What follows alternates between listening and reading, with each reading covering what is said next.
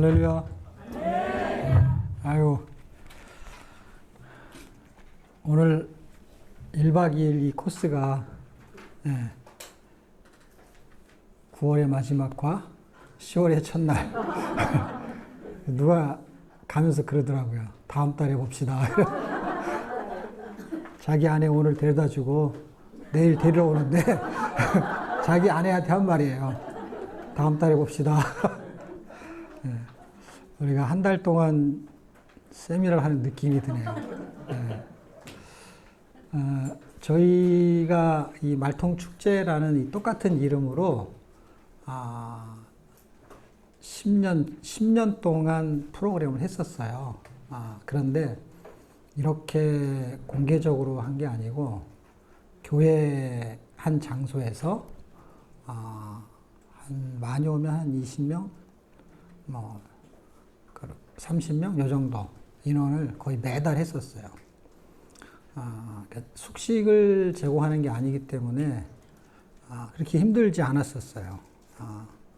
밥은 우리가 무료로 이제 한 끼, 점심 한 끼를 한 달에 한 번 하면 한 3일 정도, 길게 할 때는 한 일주일도 했었어요. 그러니까 일주일 동안, 그러니까 한 달에 한 번 성경을 일독하는 거예요. 그러니까 일독하는 프로그램이 있는데, 창세기서부터 이렇게 쭉 아침부터 와가지고, 이제 저녁 먹기 전까지 읽는 거죠. 창세기 읽고 나면 제가 설명하고, 출애굽기 읽고 나면 설명하고, 이거를 한 일주일 정도 하면 이제 다 읽는 거예요. 그러니까 너무 힘이 드는 거예요. 그리고 그 다음에는 이걸 몇 달 하다가, 그 다음에는 한 달에 한 번 어떻게 하냐면은, 한 번은 구약, 그 다음 달에는 신약. 요렇게 했었어요. 그렇게를 80번을 했습니다. 80회를. 80회를 딱 하고 나니까, 이제 하나님이 그만해라. 그래가지고, 그 했던 그 것들이, 재료가 됐겠죠. 출판사에서 좀 책을 썼으면 좋겠다. 그게 2013년도입니다. 2013년도에 그만하게 된 계기가 책을 쓰면서 그 책이 나오면서 세미나를 하기 시작했어요. 그 세미나를 이제 오프라인에서 꽤 괜찮겠죠. CGN TV에도 소개가 되고 뉴스에도 나가고. 지금 여기 이렇게 카메라 담당하는, 영상 담당하는 분이 CGN TV PD예요. 아주 유명하신 PD님이 오셨어요. 그래서 책도 괜찮은 출판사에서 출판하고, 세미나도 온누리 교회에서 장소를 빌려서 하게 될 때 꽤 많은 사람들이 왔어요. 장소가 뭐 굉장히 크긴 했는데도 그 장소보다도 사람이 더 많이 와서 선착순을 받을 정도로 쉽지 않은 건데, 16주 과정을 100명 이상 넘게 오는 게 쉽지 않은데 그렇게 꾸준하게 했습니다.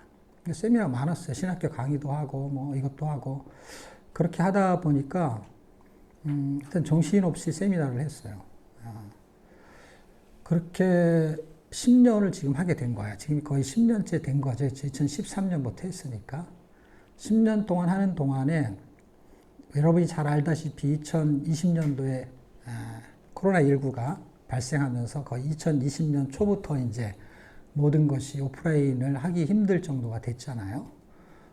그래서 2020년, 2021년, 2022년 이렇게 3년째가 됐고, 한 2년, 작년까지 2년 동안 꼬박 오프라인 프로그램을 위주로 이제 전환을 시켰죠.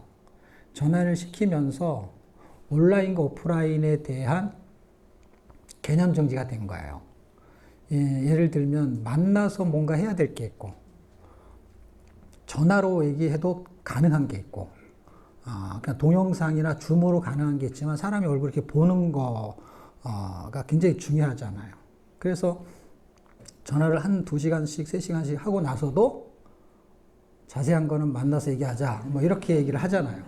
그러니까 여러분이 줌을 통해 가지고 아니면은 동영상으로 2시간, 3시간씩 그거를 뭐 매일 반복해서 듣는 한이 있더라도, 그 동영상으로 말할 수 없는 것들이 있잖아요. 그런 것들을 이렇게 자세하게 하려면 만나야 되거든요.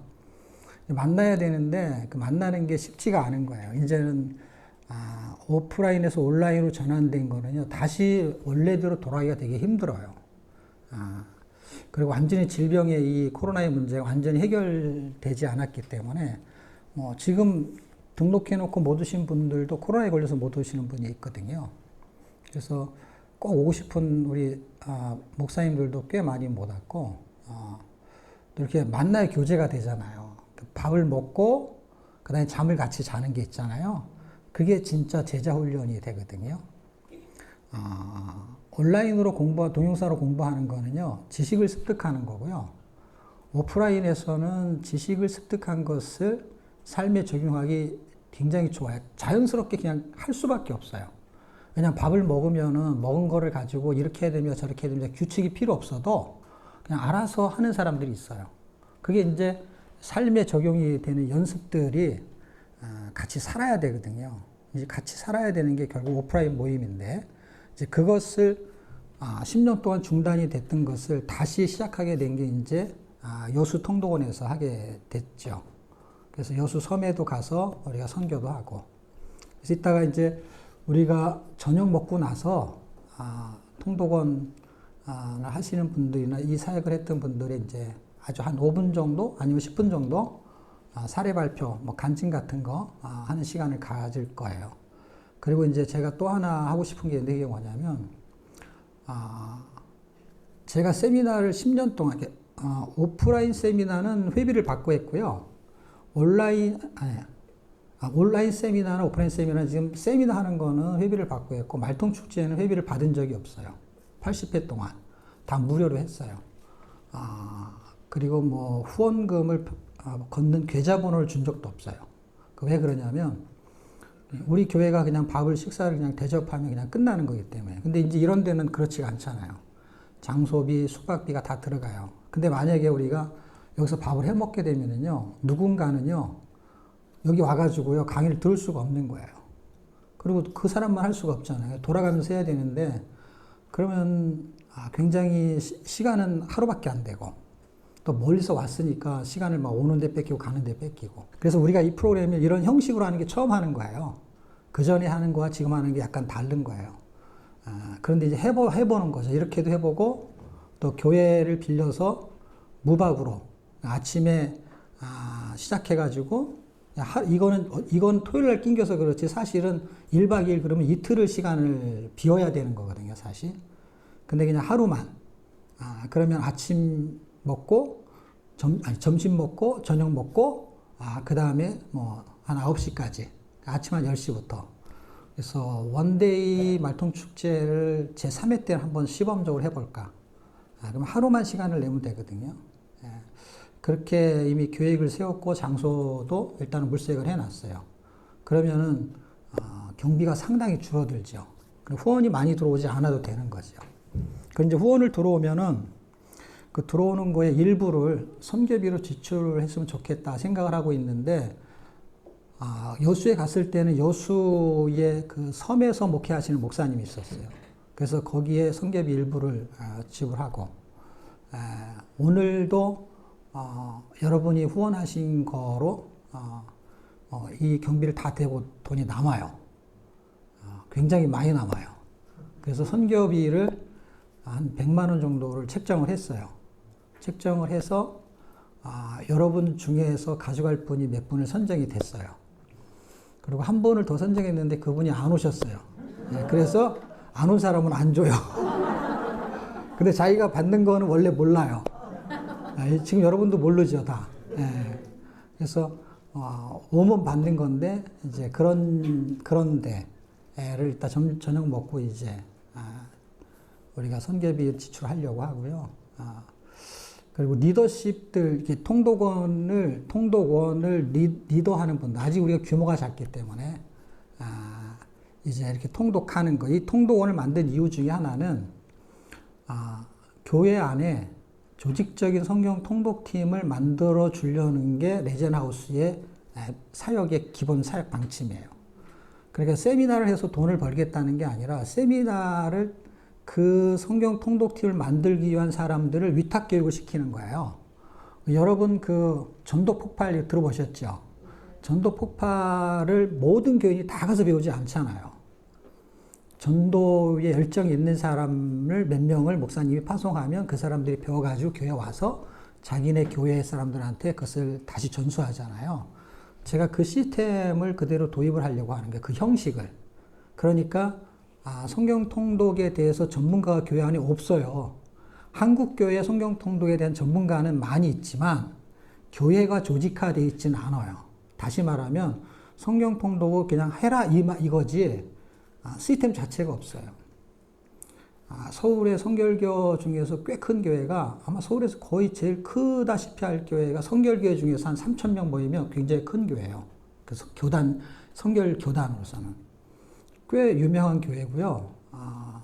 별자리들이 뭐 수십 명씩 되는 원래 이제 군종감을 하다가 이제 교회에 이제 후임자로 가신 분이기 때문에 별자리들이 많아요. 공군, 육군 뭐 이런 별들이 많이 있는 곳인데 거기에서 우리 프로그램을 해요. 근데 우리 프로그램을 하는데 이 프로그램을 원래 그 교회는 매년 성경을 읽었대요. 성경 읽는 거에 관심이 있는 목사님이에요. 매년 일주일 동안은요, 아침부터 저녁까지요, 성경 일독을 하고 교회의 목회가 시작이 되는 개념이에요. 그런 프로그램을 했는데 이제 우리를 알게 돼가지고 제 세미나도 그분이 한번 청강을 하시고 고민을 많이 했대요. 왜냐면 한국에 있는 성경 통독 프로그램이 많잖아요. 많이 있는 것 중에서 이분이 고르고 선택을 한 걸 이제 우리 거를 선택을 하게 된 거예요. 여러분 중에 아시는지 모르지만 순회 선교단이 만든 복음학교라고 아시죠? 복음학교에 해부는 원형학교가 있죠. 해부는 원형학교에 학교니까 학 과목이 있잖아요. 학 과목 중에 성경 통독 과목이 있어요. 그 교재가 비전 통독의 교재예요. 그거를 선택할 때 교장님하고 저하고 만나가지고 그 교사를 보내고 우리께 컨택이 되고 그래서 제가 가서 이제 부흥회 한번 하고 그러니까 예수 그리스도에 대해서 설명할 수 있는 굉장히 좋은 교재 중에 하나고요. 그 다음에 이걸 하든 저걸 하든 지금 한국교회 현실이 성경을 읽는 분위기의 트렌드가 생긴 건 분명한데 찬양팀이라든지 하다못해 의전팀 이런 거에 비하면은요 성경 통독팀이 없다는 게 전무예요. 그러니까 전무하다는 얘기 뭐냐면 성경 통독에 대해서 자기 교회에 어린아이부터 작년 1위까지 성경 통독의 프로그램을 어떻게 운영해야지라는 전문가를 한 명을 키우지 않는다는 거예요. 근데 이거는 돈도 많이 안 들고요. 얼마든지 제가 노하우를 그냥 줄 수도 있는데 별로 중요하지가 않은 거야. 전도하고 양육하는 게 중요하고 성경 읽는 거는 그냥 읽으라고 하면 되니까. 근데 잘 생각해 보시죠. 읽으라고 어떤 교회가 안 합니까? 다 읽으라고 하죠. 근데 못 읽잖아요. 그럼 읽힐 수 있는 어떤 프로그램이라든지 이 커리큘럼 그게 중요한 게 아니라 왜 읽어야 되는지 그 다음에 읽게끔 하게 되면 어떤 조직적인 전략이 필요한데요. 사탄은 전략을 갖고 있어요. 못 읽게 하는 전략. 근데 교회는 읽게 하는 전략이 없어요. 그냥 읽으라고 말하는 거지. 근데 읽게끔 하는 전략을 만들기 위해서는요, 팀을 구성해야 된다는 게 제 생각이에요. 목사님이 팀을 구성하는 거에 전혀 어려움이 없어요. 왜냐하면 주일학교 교사를 하면서요, 이 교사 중에 한 명이 이 사역에 관심이 있다 하더라도 교사직을 내려놓을 필요가 없기 때문이에요. 다른 거는요, 중등부 교사가 필요한데 이 사람이 주일학교 교사를 해요. 근데 이 사람을 데려가고 싶어요. 그러면 여기를 놔야 되잖아요. 그러니까 그게 쉽지가 않아요. 근데 성경 통독의 리더는요, 자기가 담당하고 있는 사역하고 결코 부딪히지가 않아요. 그러니까 전혀 문제가 없어요. 인력날에도 문제가 없고요. 그리고 관심이 있는 사람이 굉장히 많아요. 교회 안에는요, 성경 통독에 관심이 있는 교인이 되게 많아요. 그 사람들을 선별해가지고 조직을 만들어주잖아요. 아무리 교회가 커도요, 10명만 돼도 충분해요. 10명만 돼도요, 5,000명을요, 성경 통독 시킬 수가 있어요. 그리고 제 강의를 들은, 어디죠? 저 밑에 지방인데. 울산이다. 울산 대형교회에서는요, 1년에 3독을 해요. 우리 프로그램 가지고. 5,000명이. 출석인은 5,000명이요. 근데 성경을 읽히고 싶은 게 목사님의 마음이거든요. 근데 이거를 조직하는데 돈도 안 들고 시간도 안 들어요. 교회는 이미 시스템이 다 구축이 돼 있어요. 온라인 시스템이 구축이 돼 있어요. 구역 조직을 통해 가지고 더 큰 데는 더 크게 조직이 되어 있고요. 다 중간에 목사님들도 다 한 분씩 있고요. 그것을 그냥 읽기 프로그램만 가져갈 거냐? 읽기 프로그램은 다 그냥 줘요. 근데 팀을 구성할 거냐? 팀을 구성하는 것은요. 팀의 컨퍼런스라든지 아니면은 컨설팅을 그 사람들만 전문적으로 할 수가 있거든요. 대중적으로는 못해요. 대중적으로는요, 제가 도전을 주는 세미나는 할 수 있어요. 근데 전문적인 거는 그 사람들한테 해봐야 소용이 없어요. 이런 리더들을 교회가 키우게 되면 이런 사람이 분명히 있다고요. 내 아이가 성경 읽었으면 좋겠어. 근데 주일학교가 있는데도 주일학교에서 성경 읽히는 프로그램이 돌아가더라도 그걸 잘 안 돼. 전문성이 있는 걸 하나 빼내는 거예요. 성경 읽기를 주일학교 학생이 내 자식이잖아요. 그 교회 교인 목회자는 중간에 있다 당겨 갈 수 있지만 성도는 거의 그 교회 다니거든요. 그럼 어떤 권사님 한 분이 이 사역에 관심이 있으면 목사님이 이런 조직을 만들어 주면 이분들은요 목사님보다 더 열심히 어떻게 하면 내 자식을 성경 읽히지 하는 프로그램을 개발할 수 있다니까요. 그리고 제가 거기에 컨설팅을 해줄 수 있고 그러면요 엄청난 시너지가 나거든요. 세미나에 모든 교인이 오지 않아도 되죠. 이 사람들은 계속 그 분야를 연구하죠. 그리고 이렇게도 해보고 저렇게도 해보죠. 시행착오를 거치겠죠. 교회만의 독특한 어떤 방침이나 스타일 뭐 이런 게 있기 때문에 이건 교리하고도 전혀 문제가 없고요. 그러니까 교단의 문제도 없기 때문에 전혀 거부감이 없는 프로그램이에요. 그리고 다양성 있게 할 수 있어요. 레젠하우스가 하는 90일, 52일 이걸 똑같이 안 해도 상관이 없기 때문에 아이들한테는 어떻게 하고 해보니까 우리 아이들한테 이게 좋다. 그러면은 그런 교회가 한두 개만 세워지면은 다른 교회가 따라하기가 좋거든요. 따라하는데 돈이 안 들고 시간이 별로 안 든다니까요. 이런 프로그램을 교회 안에 넣기 위해서 말통축제를 그때는 이런 마음을 가지고 한 게 아니라 그냥 성경을 읽는 프로그램 하나님 주셔가지고 하다 보니까 교통방송에 소개도 되고 사람들이 교회 찾아오고 그렇게 찾아오다가 두란노에서도 찾아오고 이 실세가 있는 사람이 강의를 듣고 책을 내자 해가지고 책이 나오게 됐거든요.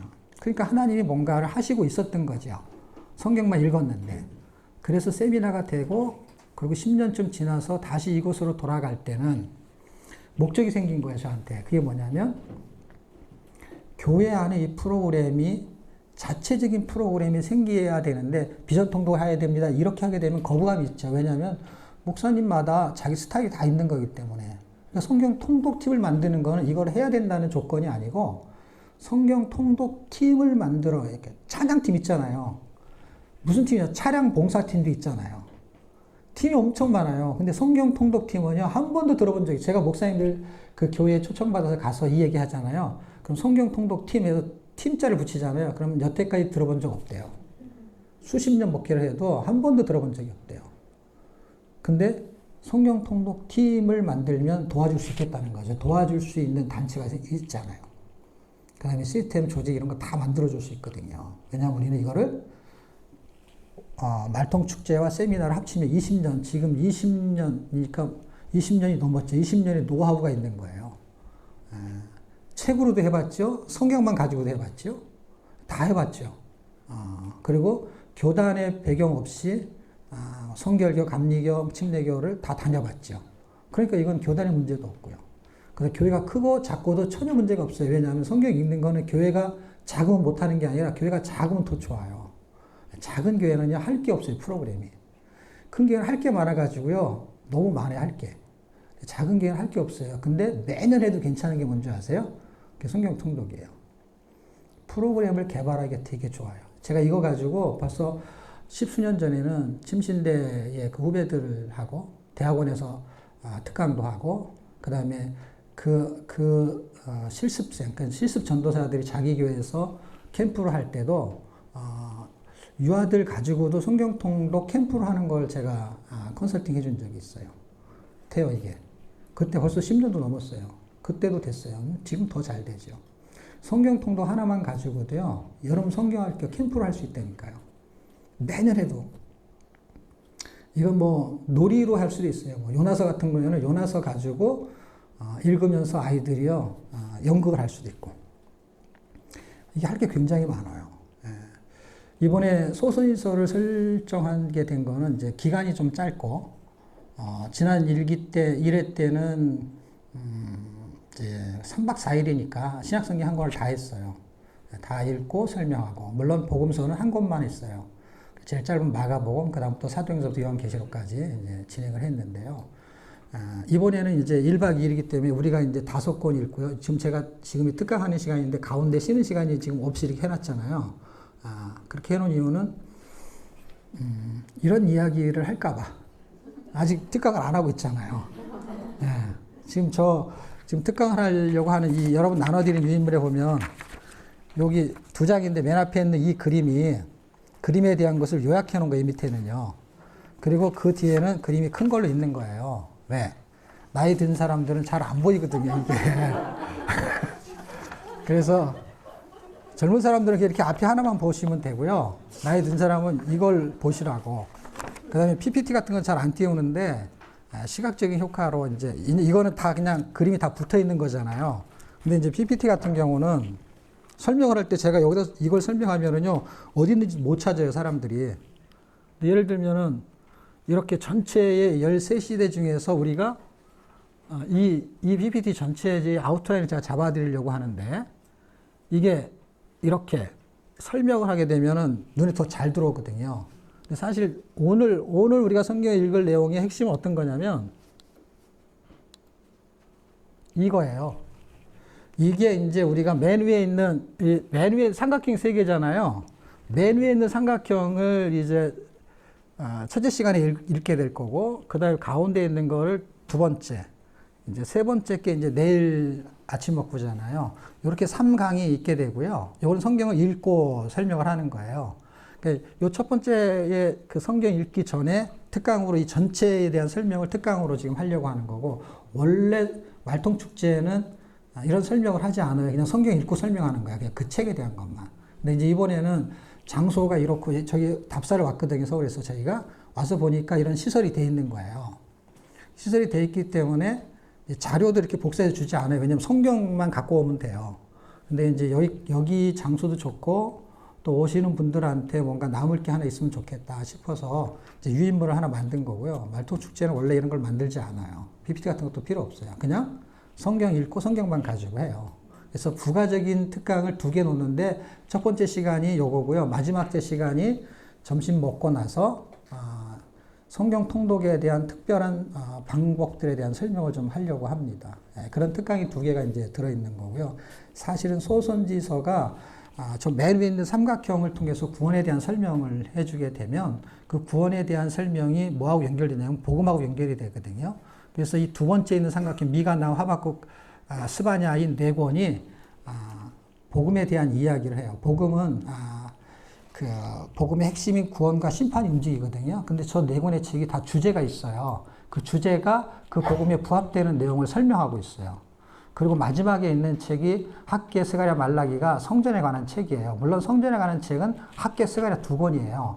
말라기는 성전에 관한 책이 아니지만 성전에 관한 거하고 연결이 돼요. 왜 그러냐면 성전을 건축한 이후의 목적을 설명한 게 말라기예요. 그래서 같은 범주 안에 놓도 틀리지가 않아요. 그래서 저 맨 위에 있는 5개의 첫 번째 삼각형 5개의 책이 그 선지서의 구원에 대한 내용이에요. 구원이 어떻게 발생하는지에 대한 설명을 해요. 물론 책은 책대로의 의미가, 내용이 있어요. 다시 말하면 호세아 그러면 호세아는 무슨 얘기지? 1장에서 3장까지는 그 호세아라는 사람이 고멜하고 결혼하는 이야기를 다루고 있어요. 근데 4장부터 굉장히 길죠. 소선지서는 원래는 이제 분량이 작다라는 의미로 출발을 했어요. 근데 14장이나 되죠. 스가랴 같은 것도 14장이나 되고, 2권이 제일 길죠. 나머지는 1장짜리도 있고, 석장짜리도 있고, 넉 장짜리도 있고. 근데 다 고만고만해요.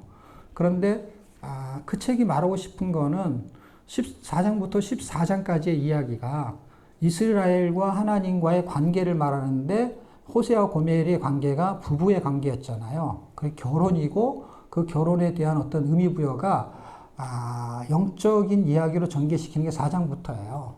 그러니까 그게 이스라엘과 하나님은 혼인의 관계, 결혼의 관계, 부부의 관계. 그래서 남편이라는 얘기를 거기서 해요. 내가 너의 남편이 되었음에도 이런 이야기를 다루게 되지요. 그러면 내용은 그래요. 내용만 봐도 호세아서 하나 가지고도 사실은 1시간씩 해야 될 만큼 분량이 적은 게 아니에요. 14장이잖아요. 근데 이 5권을 해야 되는 거예요. 그거는 내용을 다 설명할 수는 없지만 초점은 제가 설명을 할 거예요. 근데 내용이 말하는 의미는 뭐냐 할 때 그 의미는 5권 전체가 구원을 설명하고 있다는 거예요. 왜냐하면 요나서로 끝나는 그 내용이 악독한 니느웨라 할지라도 회개하면 구원을 시킨다는 게 하나님이에요. 요나는 절대로 구원시키면 안 된다 하는 게 요나의 견해예요.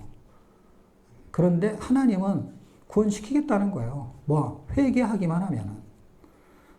이스라엘 백성 아무리 내가 선택해도 회개하지 아니하면 그건 구원이 없는 거예요. 그래서 로마서에 여러분이 잘 아는 할례나 뭐 할례나 다 구원은 믿음으로 이렇게 출발하는 거예요. 왜? 할례를 안 받은 민족도 구원을 받을 수 있는데 할례를 받은 민족이 구원을 못 받을 수도 있다라는 기준이 할례에 있지 않다라는 거예요. 믿음에 있다라는 거예요.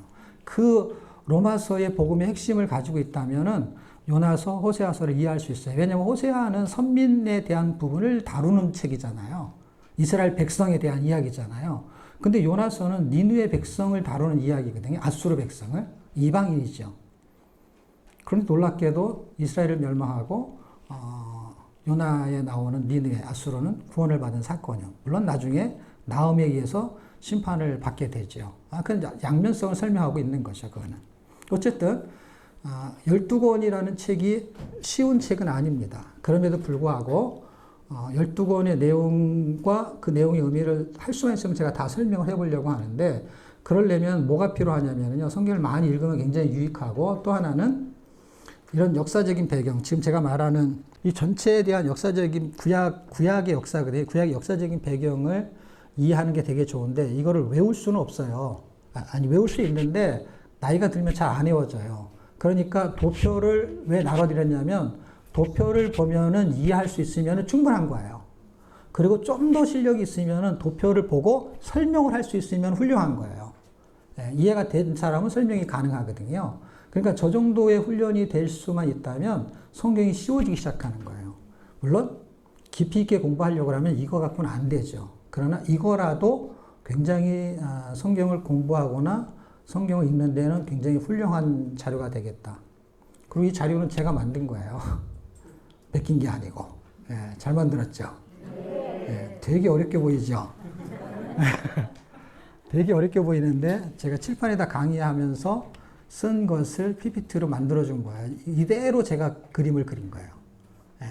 이거는 이제 아주 칸을 또박또박해서 그렇지 제가 저렇게 칠판에다가 설명을 한 것이 이게 나와버린 거죠. 그래서 이거는 그냥 하루아침에 만들어진 거죠. 그러니까 성경을 많이 읽으면 저는 도표를 만들 수 있는 실력도 생기나 봐요. 왜냐하면 저는 도표를 많이 만든 적이 없고 만들려고 노력한 적이 없거든요. 그러니까 그만큼 성경이 굉장히 위대하다라고 제가 인정할 수밖에 없는 거는 여러분은 잘 모르지만 제가 저를 알잖아요. 그러니까 제가 저런 걸 잘 만드는 사람인지 아닌지는 제가 알잖아요. 그러니까 여러분은 몰라도 제가 생각할 때는 성경 읽기가 되게 대단하다라고 저는 계속 평가를 할 수밖에 없는 거는 책을 쓰거나 저런 도표를 만들어내는데 그렇게 힘들지 않게 만들어냈다라는 거예요. 그리고 제가 그런 걸, 이런 PPT를 만들면 이런 걸 잘하냐? 잘 못하거든요. 잘 못하기 때문에 제가 성경 통독은 대단하게 위력이 있구나 하는 걸 제가 평가를 하는 것이죠. 일단은 이 정도만 하고요. 제가 서로로 말한 성경 통독 팀을 교회 안에 팀을 만들어주기 위해서 이 만통주제를 하게 됐다라는 경위 설명을 하게 되는 거고, 그래서 돈이 필요함에도 불구하고 무료로 하는 거는 더 많은 사람들이 왔으면 좋겠다. 그래서 돈이 없는 사람은 그냥 오더라도 돈이 있는 사람은 그것을 후원하면 이게 선교비가 되는 거고, 누군가가 선교를 한 것 때문에 여러분이 밥을 먹고 식사를 하고 교제를 한다면 그게 하나님이 하신 거라면 풍성하게 되겠다라는 거예요.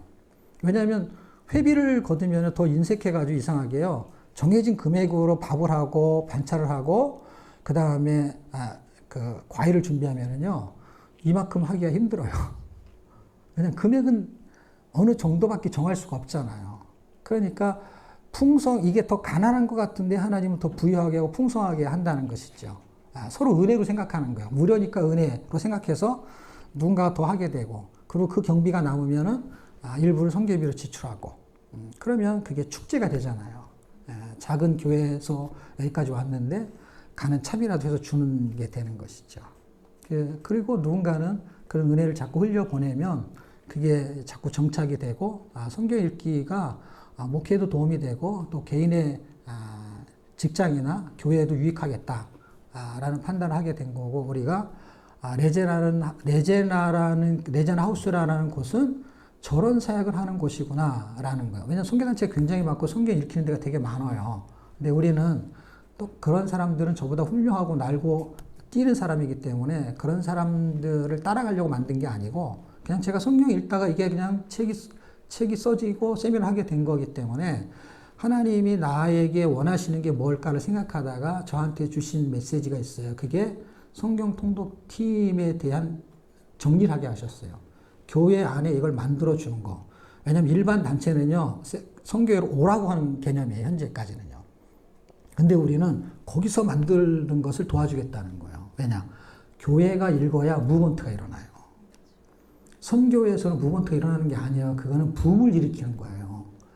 이 역동적으로 그 변화가 일어나려면요, 자기 교회에서 읽어야 돼. 담임 목사님의 지도하에. 왜냐하면 교단이나 교풍은 다 다르기 때문에요.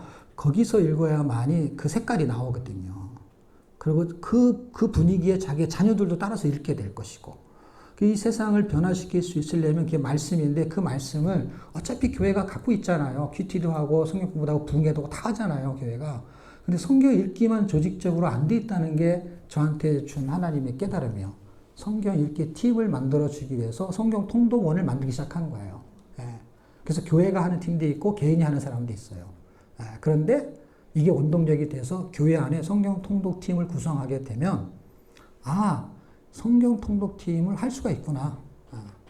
그리고 충분히 할 수 있거든요. 커리큘럼은 너무너무 많아요. 할 건 너무 많아요. 어쨌든 그 정도만 얘기하고, 일단은 구약 성경의 구원 역사, 이 맨 앞에 있는 것을 보시고, 여기 보면 1번부터 5번까지에 대한 이렇게 번호가 있을 거예요. 그 번호에 대한 부분을 앞으로 한번 가볼게요.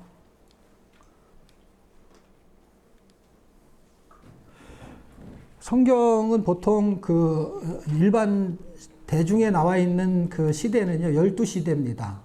여러분 잘 아실 거예요. 이 순서는 거의 비슷해요.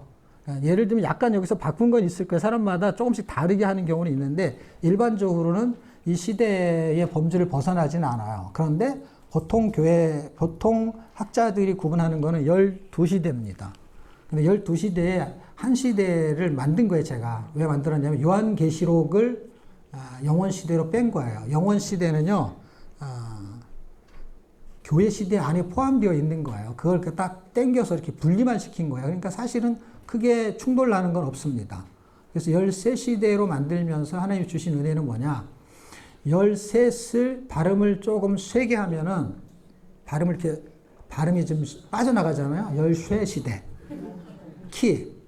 그러니까 열쇠라는 거는 어떤 마스터 키와 같은 거잖아요. 그래서 13시대를 통해 가지고 뭔가 열쇠를 하나씩 잡았으면 좋겠다. 열쇠, 키. 나만의 그 성격을 풀 수 있는 그런 지혜들.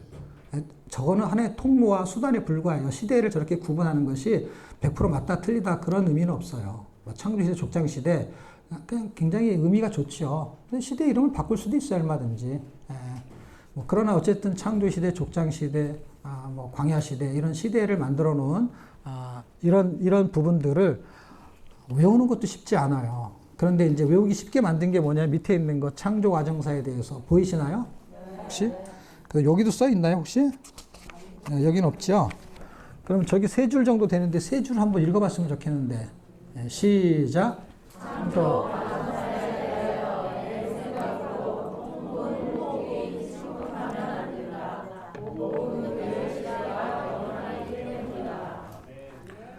예, 저기 보면은 총 13시대인데 밑에 밑에 세 번째 줄은 3시대가 되잖아요. 3개의 시대. 그럼 나머지는 5시대가 되는데, 창조과정사 그러면 저 1번부터 5번까지가요. 창조과정사 앞자를 딴 거예요. 그러니까 광야시대는 광이지만 그냥 발음상 그렇지만 그냥 읽을 때는 과로 읽는 거죠. 왜냐하면 창조과정사 그러면은 창조가 되는 어떤 과정이 있겠구나. 하는 의미부여가 돼요. 사사시대까지. 그래서 창조과정사, 그 다음에 5시대가 통분, 포기, 침묵. 여기가 5시대가 되는 거죠. 예를 들면 통일왕국, 분열왕국, 통분, 저기 2시대잖아요. 포기, 저게 2시대고 침묵은 1시대거든요. 그러니까 첫 번째 줄, 두 번째 줄이 5시대, 5시대, 마지막 3시대가 되는 거예요. 창조과정사에 대해서 내 생각으로 통분, 포기, 침묵하면 안 된다. 그러니까 창조과정사라는 것을 의미별하는 것이죠. 저 5시대가 하나님의 어떤 계획하심이 있죠. 모세에게 흘러가면서 이 세상을 창조하신 하나님의 계획, 그거에 대해서 내 마음대로 통분, 포기, 침묵하면 안 된다. 근데 포기는 사실 예를 들면 저 기자는 포로시대, 귀환시대라고 하지만은 포기의 개념으로 읽는 거야. 그러니까 통분하고 내 마음대로 그것을 구조를 잡는 게 아니고 내 생각대로. 통분이라는 건 여러분 다 아시죠? 분모와 분자를 이렇게 만드는 거잖아요. 그러니까 내 생각대로 성경 해석하는 게 아니고 그 창조과정에 대해서 내 마음대로 포기하거나 침묵하면 안 된다라는 것으로 기억을 하는 거예요, 그냥. 그럼 13시대를 외울 수가 있거든요. 근데 외우는 게 목적이 아니라 분포도의 구조를 잡는 거예요, 그냥. 13시대가 이렇게 흘러가는 거구나. 그 정도로 그냥 이해하시면 될 것 같고요. 자. 이게 한 번에 보면 되게 복잡해요. 근데 여러분 가운데를 이렇게 자른다고 생각해 보세요. 여기 네 번째 있는 것이 이제 오른쪽으로 가든 이쪽으로 가든 기준을 가운데로 딱 잡아서 삼각형을 이쪽으로 놓고 나머지 예를 들면 1번, 그 다음에 2번하고 5번 있잖아요. 그거하고 3번, 4번, 5번 있나요? 3번, 4번이죠. 이렇게 딱 나누게 되면요. 어떻게 되냐면요. 이 3번하고 4번은요. 소선지서하고 대선지서만 분류가 된 거예요. 이렇게 반을 접으면은요. 그 다음에 1, 2, 5번은요. 역사서하고요. 이 가운데 보잖아요. 가운데 보면은 욕기시편 잠언 저기 삼상, 사마, 왕상 써 있는데 보면은 조그맣게 써놨잖아요. 그게 이제 시가서잖아요. 그러니까 사실 저기는 그 역사서 17권하고요. 그 다음에 시가서 5권이 포함되어 있는 거예요. 근데 시가서는 중심으로 보질 않지. 왜냐면 시간이 흘러가는 순으로 역사를 보게 되면 시가서는 다 빠지거든요. 그러니까 역사서만 있는 거고요. 여기는 선지서만 있는 거예요. 그렇게 크게 구분이 되는 거고 복잡한 것 같은데 순서대로 보게 되면은 하나도 복잡하지 않아요. 자, 이제 번호가 5개 있는 시대가 아까 말한 13시대 중에서 이건 구약만 보는 거잖아요. 그러니까 통분포기 침묵 중에까지는 있지만 복음교회, 영원시대 요 3개는 빠져있는 구약만 보게 되는 것이죠. 자, 그러면 창조과정사 그럼 어디까지 해당되냐면요. 저 1번이요. 창조과정사가 다 끝나버려요. 시간도 순서대로 그냥 거의 시간도 순서대로 갑니다. 예를 들면 창세기, 출애굽기, 그다음에 레위기를 잘 안 읽고 넘어가거든요. 왜냐하면 시간순에 시간이 흘러가지 않는 거. 그 다음에 민수기, 그 다음에 신명기가 시간순에 흘러가지 않는다고 빼거든요. 근데 잘 보세요. 창세기 다음에 출애굽기가 가잖아요. 출애굽기에 붙어 있는 책이 레위기예요. 시대가 안 흘러가도. 그 다음에 출애굽기 다음에 민수기거든요. 그 다음에 민수기가 끝날 쯤에 붙어 있는 책이 신명기거든요. 그러니까 거의 그냥 순서대로 시간이 흘러가는 대로 돼 있는 게 창조 과정사 중에 모세오경이 흘러가요. 그럼 거기까지가 창조 시대, 족장 시대, 광야 시대까지가 끝나는 거잖아요. 근데 저기 보게 되면은 이게 불이 들어오면 좋은데 BC 2166년 이렇게 써놨잖아요. 그럼 창조 시대와 족장 시대 가운데 하이픈을 거놨잖아요. 하이픈을 거는 거에 여기서 몇 개 있죠? 여기도 있고 여기도 있죠? 이거는 뭐냐면 2166년에 창조시대가 끝난다는 거예요. 그런데 족장시대가 2166년에 시작된다는 뜻이에요. 중복되는 거는 가운데다 표시를 한 거예요. 이해가 돼요? 그런데 이거는 중복되지 않고 족장시대가 이제 예를 들면 창조시대 2160년에 시작했는데 왜 그렇게 해놨냐면 시대는 정확하지가 않아요. 뭐든지 누가 해놓은 거든지. 예를 들면 여기 보게 되면은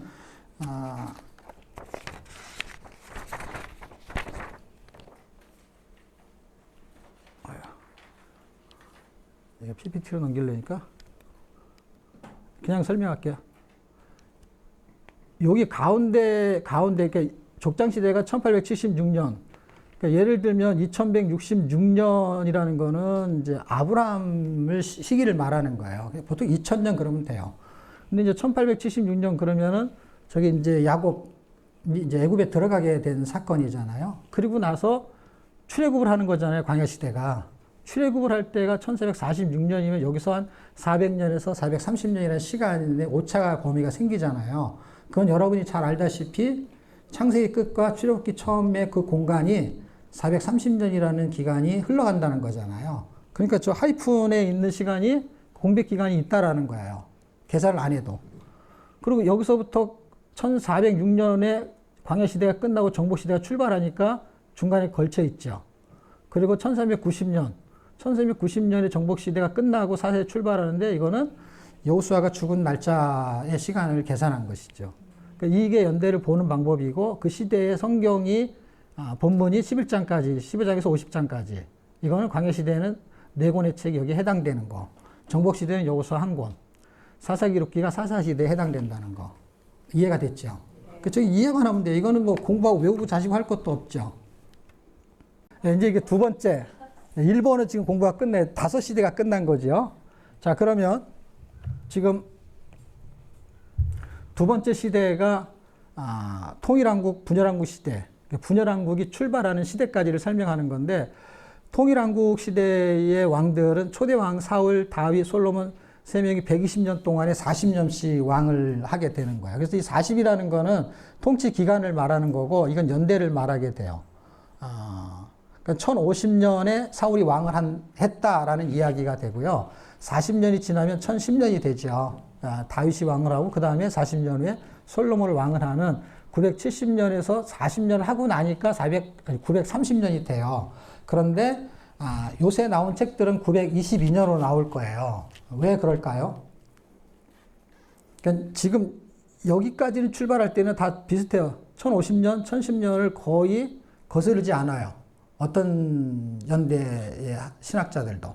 그런데 지금 여기서 남북이 갈라지는 시점을 930년으로 보는 견해와 922년으로 보는 견해가 두 개가 있어요. 그 요새는 922년을 많이 선호해요. 왜 그럴까요? 그것만 알면 돼요. 그러니까 저거는 외울 필요가 없어요. 그러니까 저거는 이해가 필요한 거예요. 연대는 이해가 필요해요. 왜냐하면 연대는 어느 학자들도 학자마다 자기 견해가 전부 다 틀려요. 통일성이 없어요. 아직까지는. 물론 자기 견해가 굉장히 중요하죠. 근데 우리는 그런 견해가 목회자한테는 그렇게 중요하지 않고 성도한테는 별로 중요하지 않아요. 왜 중요하지 않냐면 그 연대가 어차피 다 틀리니까. 통일성이 없으니까. 그럼 어떡하냐. 내가 좋아하는 목사님 걸 따라도 되는데 그거는 좋아하기 때문에 따르는 것이지 별 의미가 없잖아요. 그러니까 어떤 게 맞고 틀리는 것보다 왜 저렇게 만들어졌는지의 의미를 아는 것이 훨씬 유익하거든요. 근데 왜 그럴까요? 혹시 아시는 분 있어요? 930년은 전통적인 견해예요. 옛날에 저렇게 만들었어요. 근데 다시 고고학하고 연구하고 조사를 하니까 현대적인 연대는요. 922년이에요. 922년이 새로 발견됐기 때문에 922년이 이제 현대적인 견해인 거죠. 새로 발견이 된 거예요. 이게. 고고학자들도 연구하고 하다 보니까. 그러니까 이것을 발견한 사람들은 922년을 쓰는 거죠. 근데 옛날에 공부한 사람들은 그냥 930년 이렇게 외워버린 거예요. 근데 제가 왜 그냥 930년을 쓰는 줄 아세요? 저게 계산하기가 되게 좋아요. 외우기가 좋아요. 그냥 922년이 맞고 930년이 틀리더라 할지라도 문제가 안 된다는 거예요. 제가 생각할 때는. 930년이나 922년이나 전통적인 견해의 연대로 930년도 그냥 아직도 있어요. 그러니까 그거에 대해서 정확히 아냐 모르냐 이게 중요하지 않아요. 근데 이제 그 책들이 아주 종류가 다양하게 있어요. 다시 말하면 연대가 중간에 가다 보면 전통적인 견해의 연대와 현대적인 견해의 연대가 섞이잖아요. 그러면 엄청 헷갈리거든요. 그런데 그거는 그렇게 중요하지가 않아요. 지금 나오는 소선유서의 연대도요. 오바다 요나 연대가 불분명해요. 그 요나서는 아주 팽배하게 760년으로 보는 견해가 있고 그리고 그거를 포로기 정도의 후기로 보는 견해도 있어요. 그거는 이제 성경을 연구하는 어떤 관점에 따라서 그래요.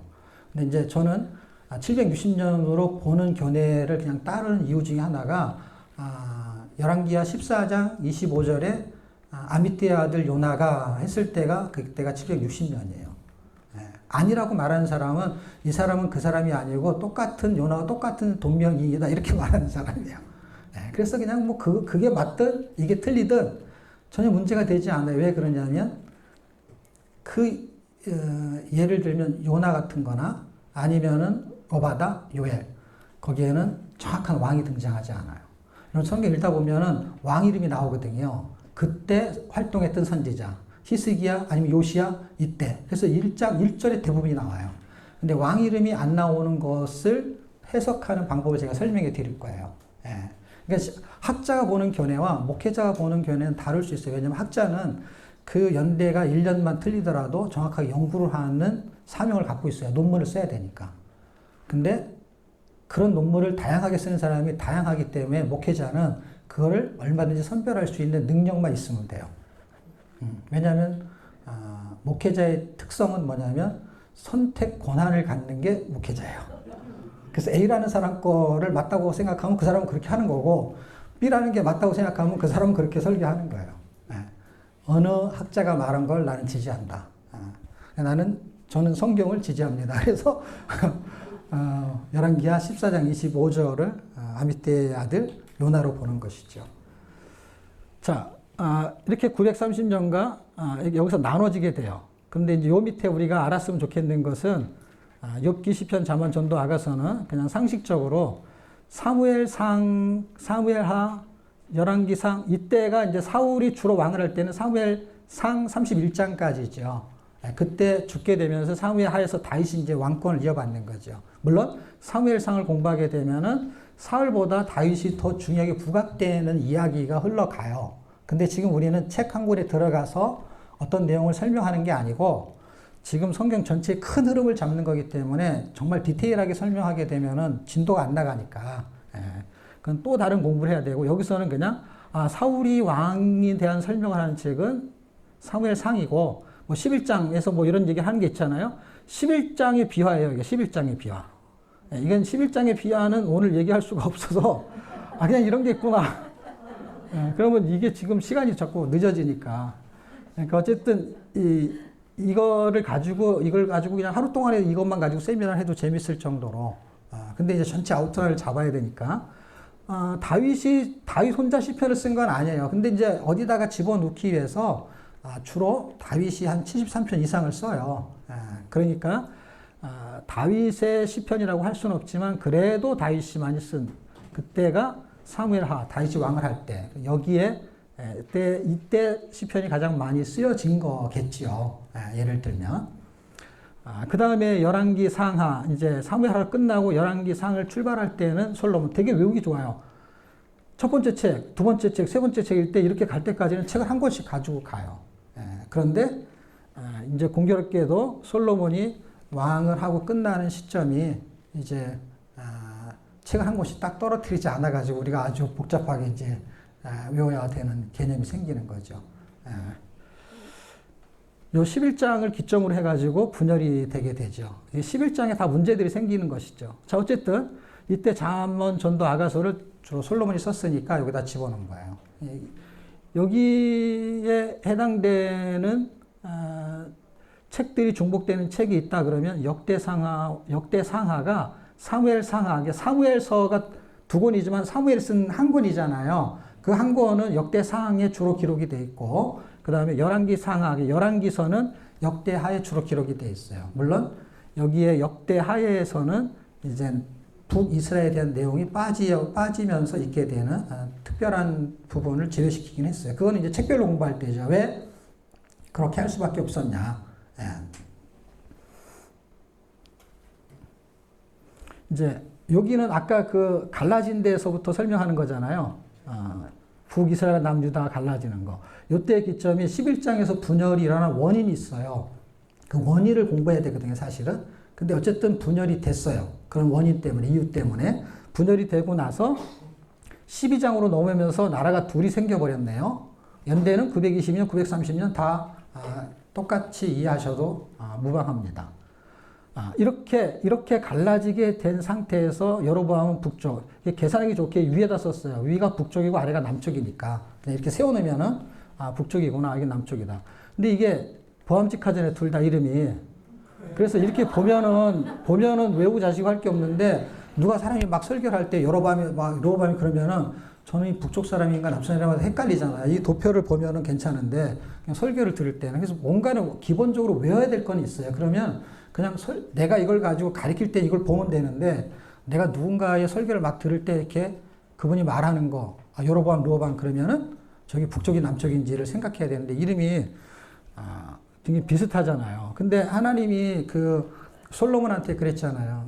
네가 다윗이 간 길로 가면 괜찮은데 다른 길로 가게 되면은 너한테 내가 너한테 뭔가 벌을 줘야 되는 그 벌이 나라를 분리시키겠다라는 그 결과로 나타나게 돼요. 나타날 때 너한테는 남쪽은 한 지파만 주고 나머지는 10지파를 주겠다. 물론 이게 베냐민이 붙어갖고 2지파 개념인데 근데 실제는 그냥 한 지파라는 개념. 여기에 귀속되기 때문에 유다 지파 한 지파로 보죠. 그리고 저쪽은 12지파인데도 10지파로만 가죠. 그래서 외우기 좋은 게 뭐냐면 북쪽은 솔로몬의 부하 장수고 아래에 있는 남쪽은 이제 솔로몬의 아들이에요. 근데 이름이 다 돌림자, 우리가 좀 돌림자 되는 보암직한 이름이잖아요. 그래서 요거를 외워버리는 게 좋거든요.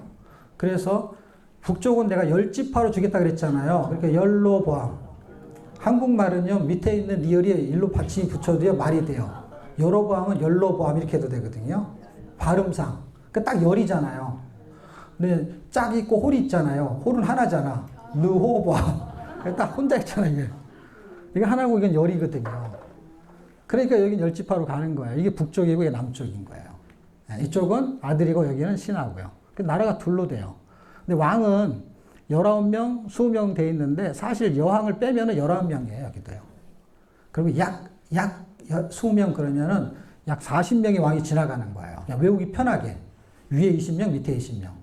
정확하게는 19명, 20명인데 그리고 밑에는 아달랴라는 왕이 하나 있잖아요, 여왕이.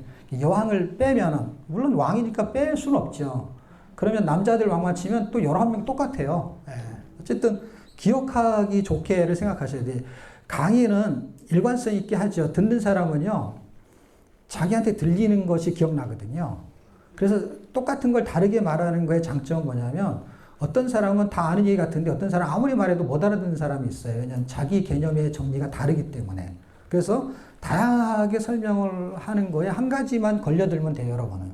자, 어쨌든 이렇게 두 나라가 분리돼서 흘러가요. 흘러가는데 이 가운데 있는 왕들에 대한 설명을 별로 할 필요가 없기 때문에 안 쓴 거예요. 왜냐하면 우리는 왕 이름을 외우는 게 목적이 아니에요. 그리고 성경도 왕 이름에 대해서 관심이 없어요. 우리가 그냥 외우는 거예요. 여러분이 하나님이라면은 여러분이 왕 이름을 저렇게 많이 만들어 놓고 야 이거 외워야 돼 이렇게 하실 리가 없을 것 같아. 여러분이 하나님이면. 이놈은 말 안 듣는 놈이야. 이런 말 잘 듣느냐. 이렇게 딱 구분하거든요. 여호와 보시기에 악을 행했다. 그러면 그 놈이 어떤 놈인지 상관없어요. 그냥. 그러니까 기준을 나한테 찾는 게 아니라 성경에서 말하는 기준을 성경에서 찾아야 되는데 그 성경을 기록한 목적에 따라서 하나님이 기록하시거든요. 그렇기 때문에 기록의 목적을 이해하는 게 굉장히 중요해요.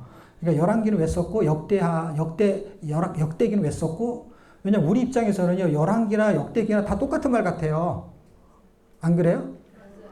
그러니까 내용이 비슷하잖아요. 그러니까 무슨 생각이 드냐면 그래서 이걸 합쳐갖고 하나로 하면 얼마나 좋아요. 우리가 성경 통독할 때도 좋고 공부할 때도 좋고 큐티할 때도 좋고 아주 되게 힘들게 열왕기상하 끝났는데 또 역대상하가 나오면요 아주 그냥 멘붕이 오는 거예요. 비슷한 얘기가 또 나오니까. 그러면은 이거를 이렇게까지 해야 되는 이유를 찾지 않으면요 이거는 읽어지지가 않아요. 그러니까 왜 이랬는지 이해가 되는 거면요 사람이 이걸 느끼게 해주는 게 있어요. 비행기 안에서 엄마가 없이 아버지가 깐난아이를 데리고 있는데 뭐 얘를 젖을 먹일 수도 없고 얘가 우는데 달래질 못하는 거예요. 그러니까 사람들이 너무 피곤한 거야. 그 깐난이 너무 우니까. 그래갖고 막 웅성웅성 거리는 거예요. 근데 나중에 그 이유를 알게 된 거예요. 엄마가 죽고 이제 아버지가 얘를 데리고 가야 될 수밖에 없는 상황인 거예요. 애는 아무리 사람들이 뭐라 그래도요, 그거에 관심이 없이 자기의 욕구를 위해서 우는 거예요. 근데 처음에 애가 울었을 때는요, 그 승객들이 너무 힘들어 했어요. 근데 사정을 알고 나니까요, 울어도 아무도 뭐라고 하는 사람이 없어요. 왜냐면 왜 우는지를 이해를 해버렸던 거예요. 열왕기상하, 역대상하가 그게 짧은 게 아니에요. 되게 길어요. 그리고 막 다 그냥 몰라도 될 것 같은 건데를 자꾸 써놨어. 별로 관심도 없는 거. 뭐 우리한테 복 준다 이런 얘기도 하나도 없고. 그런데 그거를 읽어야 되는 게 너무 부담스러운 거예요. 그거를 왜 썼는지를 이해하는 게 저는 되게 중요하다고 생각해요. 공부하기 전에 더 중요한 게 뭐냐면 그렇게 쓸 수밖에 없는 그 당시의 배경을 이해하는 거거든요. 그러면은 그냥 읽을만 한 거예요. 왜냐하면 초점이 다르기 때문에. 다르게 보여요, 그때는. 예. 그 아이가 울 때 전에는 막 신경질 나고 화가 났는데 그걸 알게 되면 어떻게 돼요? 울수록 측은하게 느끼는 거예요. 내 속에서 분하고 힘들고 하는 게 안 올라오는 거 이상하게. 내가 화가 안 나는 거 아니면 나더라도 덜 나든지. 지금 이 복잡한 성경 같은 이야기 속에서 성경은 우리한테 뭔가 해주고 싶은 메시지가 있어요. 그 메시지에 초점을 잡으면 성경은 그냥 읽어져요. 사람 이름, 어떤 자매가 그러더라고, 저한테. 목사님, 여기 사람 이름이 너무 많이 너무 힘들어요. 그래서 원래 신경을 쓰냐? 너무 친하지도 않을 텐데. 그냥 넘어가면 된다고. 그걸 하나하나 또박또박 읽어야 되는 기준을 누가 정했냐고. 성경을 읽을 때 이름 나오는 거를 빼먹고 읽으면 안 된다는 기준을 누가 정해놨냐고. 그럼 쓰면 되잖아. 그러면 일독이 아니잖아. 이름 빼고 일독이라고 쓰라고 그러면. 나는 이름 빼고 일독이야. 나는 그렇게 쓰면 되잖아요. 내가 그렇게 일독한 거나 그걸 안 빼고 일독한 거나 그런 거에 대해서 누가 뭐라고 할 사람이 누가 있냐고.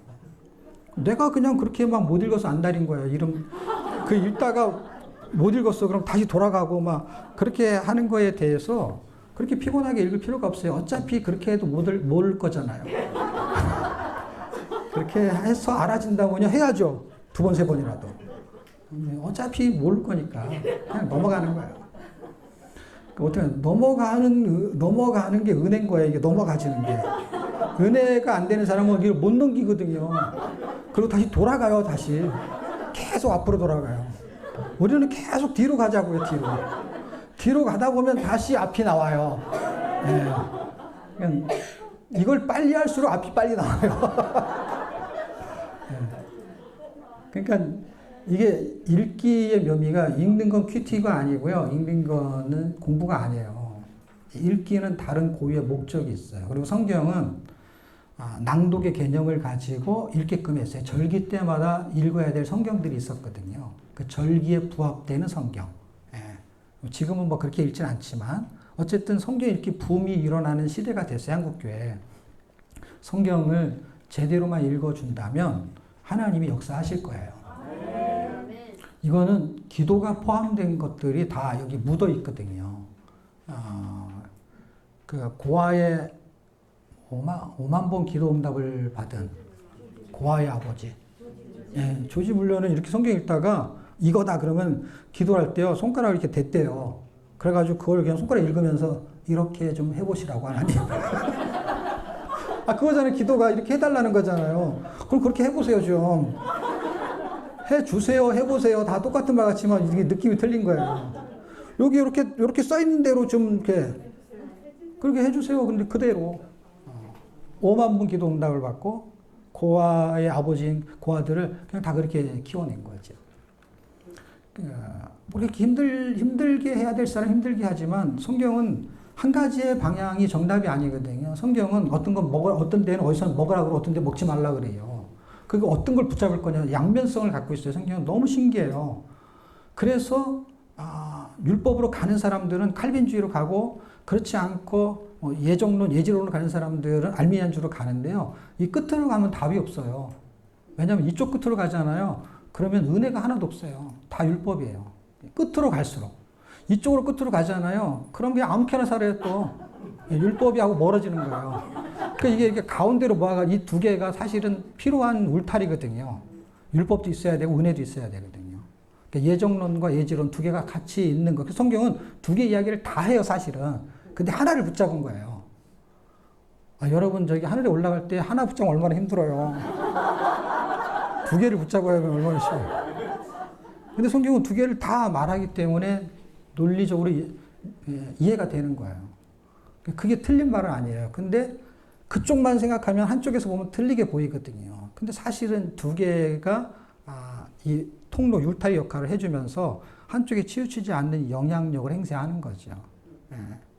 그러니까 하도 사람들이 구원에 대해서 모를 때 예수 믿으면 구원, 믿음으로 구원받아 이게 자꾸 강조되다 보니까 행위 쪽의 개념이 많이 없어졌어요. 예. 그래서 그거를 또 강조하기 위해서 율법적인 부분이 움직였던 거기 때문에 두 개는 항상 한 울타리 안에 있어야 되는 거거든요. 어쨌든 하나만 옳고 다른 거 틀리다가 아니라 다양성 속에서 이제 이런 형태가 있는 것이죠. 뭐 얘기하다 근데 여기 왔지? 이걸 볼 필요 없다. 여기 북쪽의 왕들은 은혜로운 왕이 거의 없어요.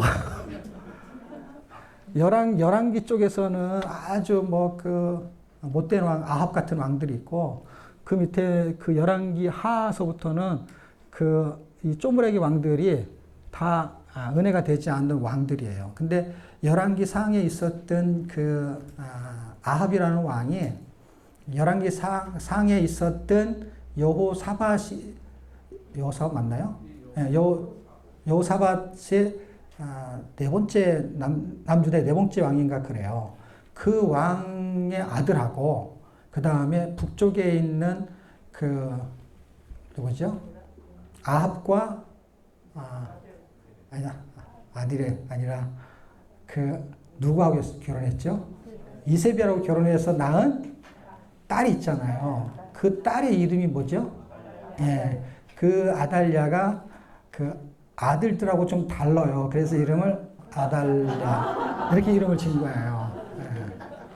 예. 아주 독해요. 그러니까 보통 남자 왕자들이 대단해야 되는데 그 왕자들을 보다 특별한 딸이 하나 태어났어요.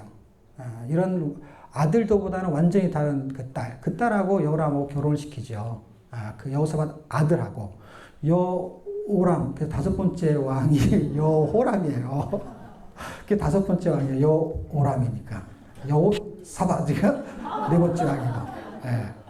왕 이름을 그렇게 외우는 거예요. 예. 자, 그거밖에 몰라요, 저는. 근데 그렇게 해가지고 결혼을 시켜가지고 문제를 일으켜서 남쪽으로 침투를 해 오게 되죠. 예. 거기서부터 뭔가 발생이 되는 이야기의 이 첫 번째 여왕이 이제 아달랴라는 왕이죠. 그 위에는 별로 중요한 왕이 없어요. 그리고 열왕기 하로 와가지고 움직이다가 마지막 호세아 왕일 때 722년 아수르에서 북이스라엘이 멸망하게 되죠. 예. 그 이야기가 열왕기하 17장쯤에 끝난다는 이야기예요. 근데 이걸 도표로 보는 게 훨씬 좋거든요. 근데 여기서는 제가 뭘 설명하고 싶으냐면 요 히스기야서부터는 여기서부터 이 북쪽이 끝나면 18장이 될 거 아니에요. 왜냐하면 성경은 남쪽 나왔다 북쪽 나왔다 하는 게 섞여서 나와요. 그런데 이 열왕기 하에서도 북쪽 왕이 남쪽 왕이 움직이겠죠. 근데 중요한 왕은 그냥 그게 중요하지 않게 섞여서 나오다가 이 17장이 끝나면서 18장서부터는 남쪽 왕들만 나오겠죠. 이제 북쪽은 끝나버렸으니까. 그래서 여기에서부터 설명을 하는 게 훨씬 유익하다는 거죠. 왜냐하면 40왕을 다 할 수가 없으니까. 그리고 스토리의 흐름을 제가 설명하고 싶은 이야기는 이렇게만 해도 되거든요. 왜냐하면 우리는 열왕기를 지금 공부하는 게 아니라 지금 이 시대에 선지서들이 어떻게 연결되어 있느냐를 지금 보려는 거거든요. 그러나 선지서가 연결되는 역사서가 어떻게 흘러가고 있는지에 대한 관점을 이해해야 되는데 지금 엘리하고 엘리사라는 사람은 이 위에다 띄워놨잖아요. 열왕기상 12장에서 왕상 17장 가는 동안에 왕하 17장 가는 동안이 이제 북이스라엘의 이야기잖아요. 근데 왜 여기다 이렇게 써놨냐? 요 두 선지자는 북쪽에서 활동했던 선지자예요. 북쪽에서 활동했던 선지자 중에서 그 문서 선지자가 있고 초기 선지자, 초기, 그럼 후기 이렇게 말할 수도 있는데 선지자라는 거는 다 말로 선포를 했던 사람들을 말해요. 근데 말로 선포를 하는 것을 나중에 제자들이 누군가가 기록을 하게 된 것이 선지서가 된 거예요. 그거를 문서 선지자라고 해요. 문서 예언자는 틀리지 않아요. 예언자, 선지자를 같은 의미로 해석을 하니까. 그런데 아무리 선포를 해도 책으로 기록되지 않는 선지자가 있어요. 그걸 이제 초기 선지자라고. 왜냐하면 후기 선지자들이 주로 문서를 쓰고 전기 선지자들 문서를 쓰지 않은 선지자가 많으니까 이렇게도 구분하는데 어쨌든 책을 쓴 선지자가 있고 안 쓴 선지자가 있다. 이렇게 생각하시면 돼요. 그래서 책을 안 쓴 선지자의 대표적인 사람들이 누구냐면은 이 두 사람인 거예요. 그러니까 선지자가 많이 있죠. 나단도 있고 다 있는데 유명한 선지자 그러면은 이 두 사람인 거예요. 근데 북쪽에서 활동을 했어요. 그리고 잘 생각해 보십시오. 저 유명한 선지자의 활동을 할 때 남쪽에서는 선지자가 별로 없었거든요. 같은 시대에. 그럼 무슨 얘기예요? 악할수록 강한 상대가 등장하거든요. 악할수록 강한 상대가 등장한다는 것은 북쪽이 굉장히 악했다는 것이고, 그때 선지자 중에서 꽤 최고 유명한 선지자 그러면 엘리야 이런 선지자 이름을 쓰잖아요. 그 모세 뭐 이런 사람들 말하는 것처럼. 그러니까 굉장히 강력한 시대에, 아합 시대에 엘리야라는 사람이 움직였다는 거예요. 그러면 왕상 22장은 무슨 얘기냐면, 왕상 12장에서 출발해서 22장이 11기, 물론 책의 몇 장을 외우는 사람은 저게 무슨 뜻인지 알겠죠. 왜냐하면 11기상은 22장으로 끝나요. 그러니까 22장 갈 때까지 엘리야가 사역을 했다 이 말이에요. 그러니까 보세요. 역사서보다 중요한 것은 역사서에 낑겨 있는 선지서예요, 이제. 왜냐하면 역사서는요, 어렵지 않게 넘어갈 수가 있어요. 17권이 가더라도. 그런데 역사서가 진행되는 동안에 선지서가 저 뒤에 붙어 있지만 그 선지자들은 역사서와 같이 붙어서 사역을 했단 말이에요. 그런데 이걸 그냥 책별로 공부하면 아무 문제가 없어요. 그런데 연대기로 공부하게 되면 이놈이 같은 연대에 집어넣어야 되는 그런 어려움이 있어요. 이 시대에 활동을 했던 선지자. 그런데요, 선지자가 등장하는 배경을 이해하시면 돼요. 아까 제가 어린아이가 왜 우는지를 이해하는 것처럼 선지자를 하나님이 보내신 이유가 뭐냐면 하나님의 말씀을 대변하는 거예요. 그런데 신명기 17장을 읽어보게 되면 왕을 달라 그래. 신명기는요, 이미 광야시대이기 때문에요, 아직 왕정시대가 아니에요. 그런데 500년 후에 왕이 등장하게 돼요. 신명기 이후에 500년이 지나야만 돼요. 그런데 500년 전에, 왕이 생기기 500년 전에 왕을 달라고 할 것이다 라는 이야기가 써 있는 거예요. 신명기 이야기는. 그러니까 왕은 사무엘 시대 때 달라고 해서 생긴 거잖아요. 그런데 신명기 17장은요, 500년 전이란 말이에요. 예를 들면 500년 전에 왕정 제도에 대해서 쓴 게 신명기 17장이에요. 그러니까 하나님은 500년이 지나면 왕을 달라고 할 거다. 그럼 왕을 임명할 때는 하는 이야기가 신명기에 써 있어요. 그리고 그게 500년 전이에요. 아니, 500년 전에 지금 모세한테 왕정 제도에 대한 설명을 하고 있다는 거예요. 왕이 생기면 반드시 선지자 같은 사람을 세워가지고 성경을 등사해서 옆에서 읽어주고 이 하나님 말씀대로 통치하는 걸 가리켜야 된다 하는 내용이 17장에 기록이 되어 있단 말이에요. 그러니까 왕이 있으면 그 옆에 누가 항상 있어야 된다는 거죠? 선지자가 있어야 되는 거예요. 선지자가 있어야 된다는 무슨 뜻이냐면 하나님의 말씀대로 통치해야 된다 이 말이 부합되는 거잖아요. 왜냐하면 선지자는 하나님의 말씀을 받아서 전하는 거니까. 근데 그 이야기는요, 신명기 17장에 기록되어 있다는 거예요. 그러니까 이미 하나님은 왕을 세우면 선지자를 지금 예비하고 있는 거예요. 물론 모세도 선지자예요. 근데 왕한테 필요한 선지자의 의미를 부여하고 있다는 거야. 이 왕정시대의 선지자는. 그러니까 왕이 중요해요? 선지자가 중요해요? 선지자가 중요하죠. 왜냐하면 왕이 통치를 하더라도 기준은 누가 말하는 기준으로 해야 돼요? 선지자가. 그럼 선지자가 말했다는 건 누구의 기준인 거예요? 하나님의 기준. 하나님의 기준대로 너는 통치를 해야 돼. 그럼 왕이 없을 때는 어떻게 돼? 왕이 없으니까 그냥 곧바로 모세한테 말한 거죠. 근데 모세 한 사람한테 말하면 되는데 왕이 생기니까 왕이 계속 몇 대 저렇게 20대까지 가잖아요. 왕이 가는 동안에 그 왕한테 말하는 선지자들이 있었단 말이에요. 히스기야 시대 때는 누구죠? 이자로 시작하고 야자로 끝나. 이사야. 히스기야 시대 때 왕이 있다니까요.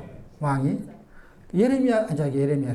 그렇게 가르쳐주면 안 되는데. 요시야 시대 때는 누구죠? 가르쳐줘 버렸네.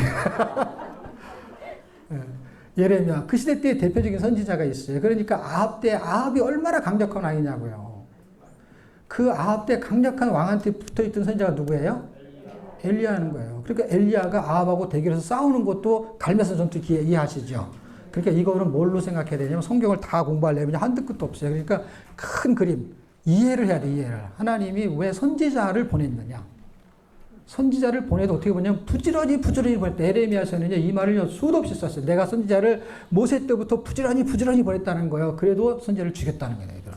무슨 얘기예요? 너는 내 말을 듣지 않아. 이 말이에요. 선지자를 보냈다는 거는 내 말을 보냈다는 거예요. 근데 선지자를 죽였다는 건 뭐예요? 내 말을 안 듣겠다는 거예요. 그러니까 지금 이 싸움을 하고 있는 거예요. 이것만 이해하게 되면요, 성경이 훅훅 넘어가요. 왜 넘어가냐면, 선지자를 보낸 하나님의 마음을 이해하게 되면, 자기 아내가 죽고 이 깐난 애기를 데려가는 아빠의 마음을, 이 아버지의 마음을 승객들이 이해하기 때문에 그냥 참아지는 거예요. 참아져.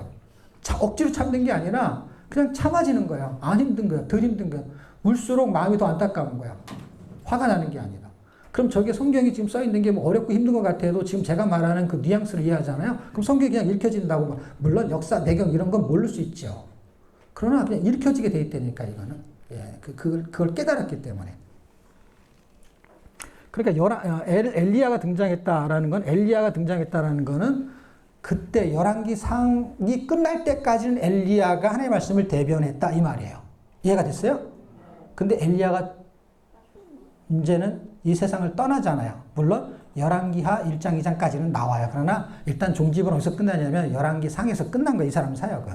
그리고 그거는 엘리사한테 사역을 바톤을 넘겨주느라고 1장에서 좀 나오는 것 뿐이지. 그러니까 그냥 엘리야의 사역은 그냥 거기서 끝났다고 보는 것이죠. 엄밀하게 말하면 열왕기하 1, 2장까지 넘어가겠죠. 그럼 거기서 하여튼 끝나고 바톤이 누구한테로 가요? 엘리사한테로 가는 거예요. 그러니까 엘리야한테 말했잖아요. 엘리야가 갈멜스 전투에서 막 850대 1의 전쟁을 벌여서 칼로 다 쳐 죽이고 했을 때 너무너무 힘들어서 노뎀나무 안에서 막 찌그러져 있으면서 이세벨이 쫓아오니까 있으면서 이게 너무 힘들다는 거야. 자기는 동역자도 없고 혼자서 이게 850명 상대하니까 너무 힘들다는 거야. 그래서 확 죽어버렸으면 좋겠다 그럴 때 하나님이 하신 말이 있잖아요. 너 말고도 7,000명이 있다고. 그 7,000명 중에 누구 엘리사는 그 중에 한 명이잖아요. 그 다음 사람은 엘리오. 그 다음 사람은 엘리오. 이렇게 번호가 붙는 거예요. 저기 끝에 있는 저 사자가 네 번째 엘리사, 엘리오 이렇게 7,000명이 있다는 거예요. 엘리 7,000 이렇게 있는 거예요. 그래서 엘리사가 그 다음 바톤을 넘겨놓고 끝나는 거는 열왕기 하가 몇 장에 끝나요? 25장에 끝나잖아요. 근데 13장이라고 써놨잖아요. 13장에서 엘리사가 사명을 다하고 끝나는 거예요. 13장에. 이해가 돼요?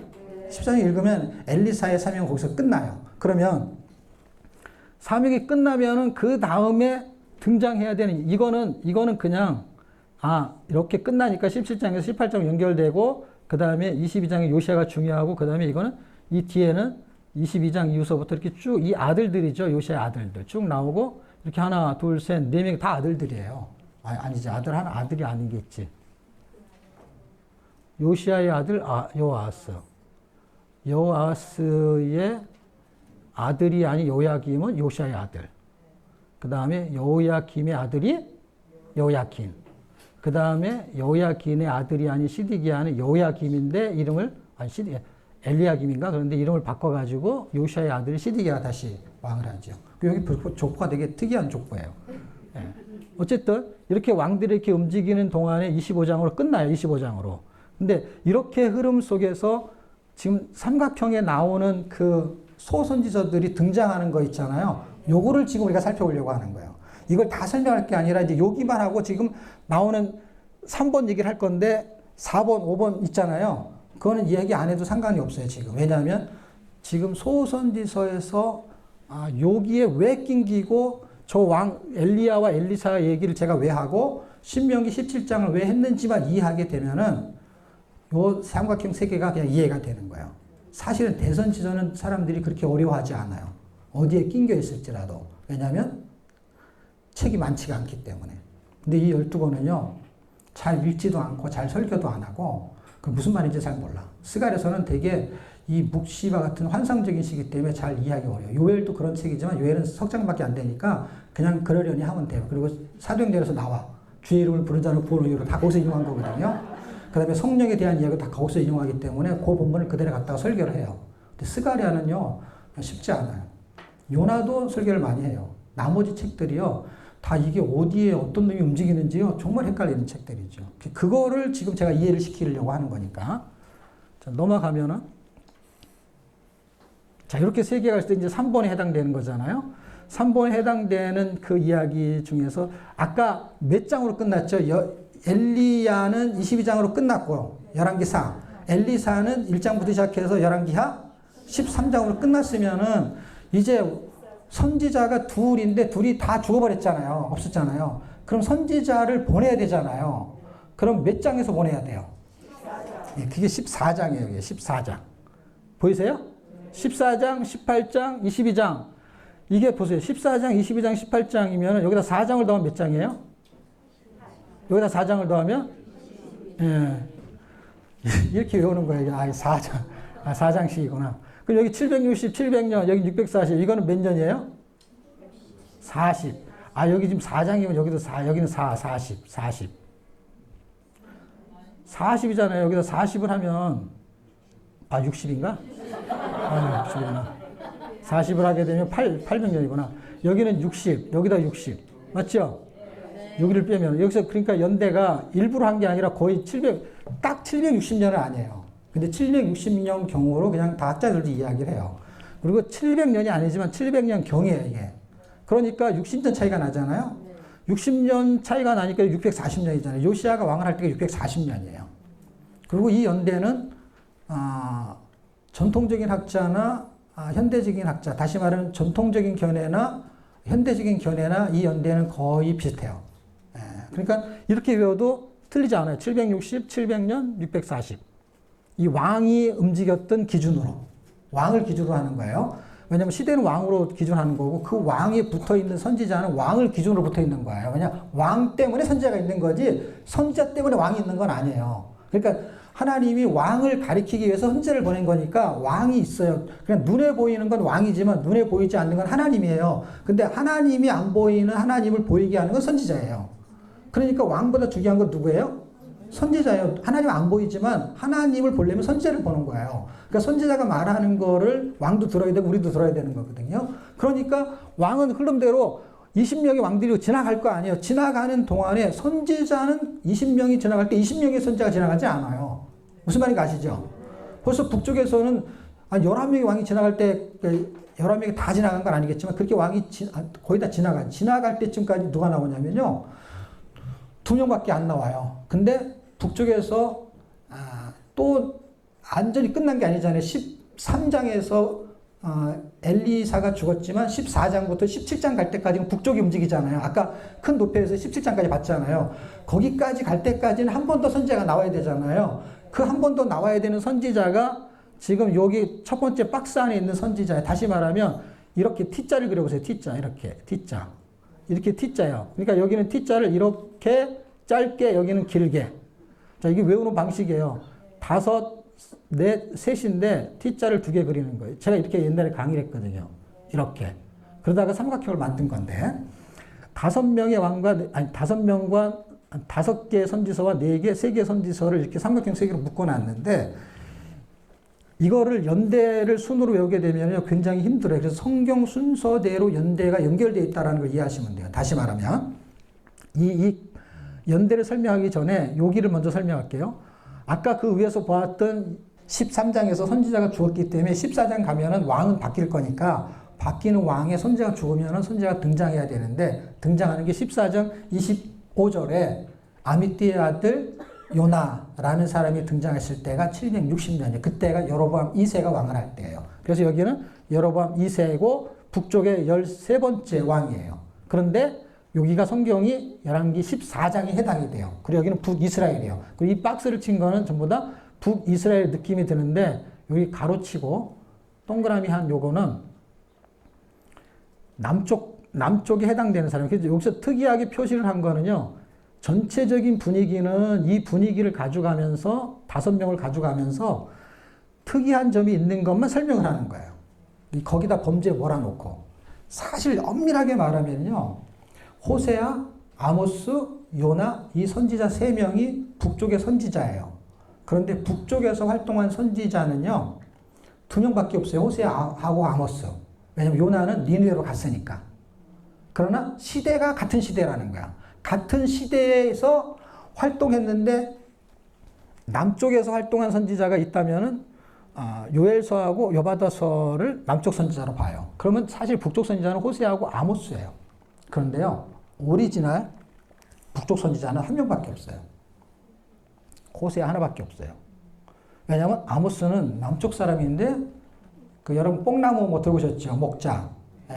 아모스는 그런 농사꾼이었던 거죠. 근데 그 사람을 북쪽으로 보낸 거예요. 그러니까 북쪽에서 사역을 했지만 남쪽 사람이에요. 그러니까 어떻게 보면은 호세아 한 명밖에 없지만 북쪽에 있는 760년대 사람은 이렇게 세 사람이에요.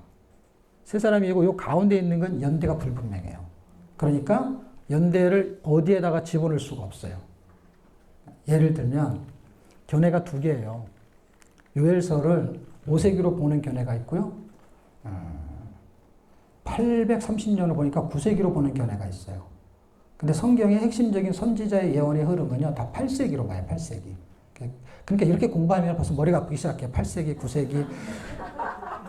이게 머리가 아프기 시작해요. 그러니까 지금 이 시대에 760년, 그러니까 이걸 8세기라고 해요. 8세기가 선지자의 영성을 이어받아서 가는데 거기에 핵심 단어는 세 가지밖에 없어요. 정의, 공의, 인애.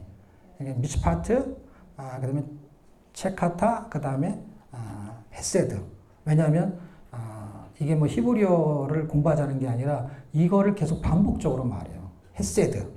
그러면은 사랑, 인내, 그 다음에 긍휼 뭐 이런 것을 말해요. 이 마태복음 23장 23절에서 말하고 있는 인, 의, 신 이걸 말하는 거예요. 그 세 가지가 여기서 움직여. 다시 말하면 예수의 영성이 선지자 영성이에요. 그걸 말한 게 8세기 선지자들이에요. 그래서 이 부분이 되게 중요해요. 호세아, 아모스. 정의와 이게 하나님의 사랑이죠. 하나님의 사랑 헤세드.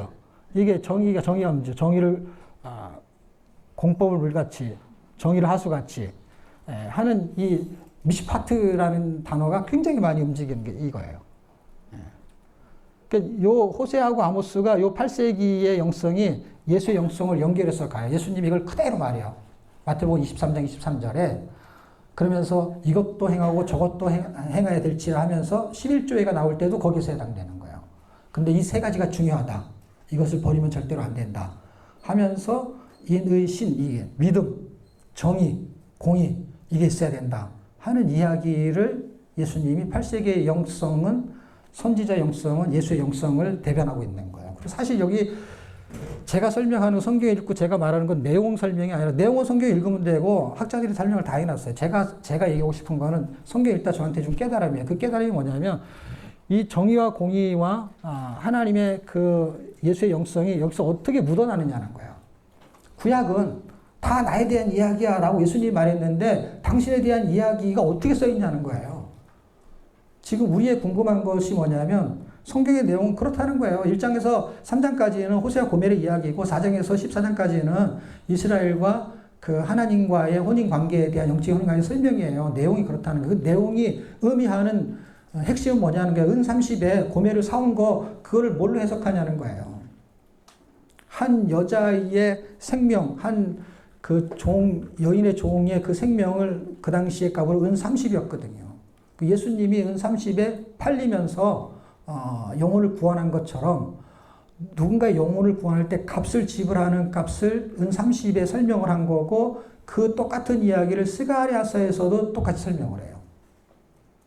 그 은을 주고 샀다라는 거예요. 그 이야기를 선지서에서 반복적으로 이야기하면서 눈에 보이는 성전을 건축하는 이야기를 설명하는 것 같지만 그러나 실제 말하고 싶은 거는 영혼, 참 성전인 사람 성전을 건축하는 거를 의도적으로 깔고 설명을 하고 있었던 거예요, 사실은.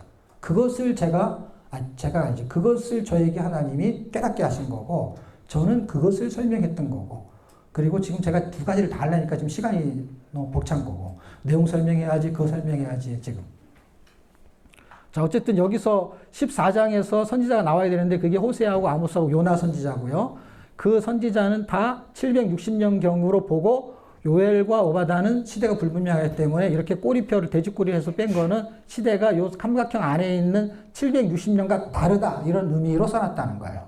그럼 몇 년이냐 할 때 그건 학자마다 9세기로 보거나 4세기로 보거나 학자가 있기 때문에 누구의 말이 맞냐? 누구의 말도 맞지 않기 때문에 결국에는 연대가 불분명하다. 그리고 잘 보세요. 요엘서하고 오바다는요. 왕이 등장하지 않아요. 읽어보면요. 그러니까 왕한테 한 얘기가 아닌 거예요. 왜냐하면 이거는 성령에 대한 이야기를 하는 거고 이건 에돔의 멸망을 하는 얘기예요. 왕 이름이 하나도 등장하지 않아요.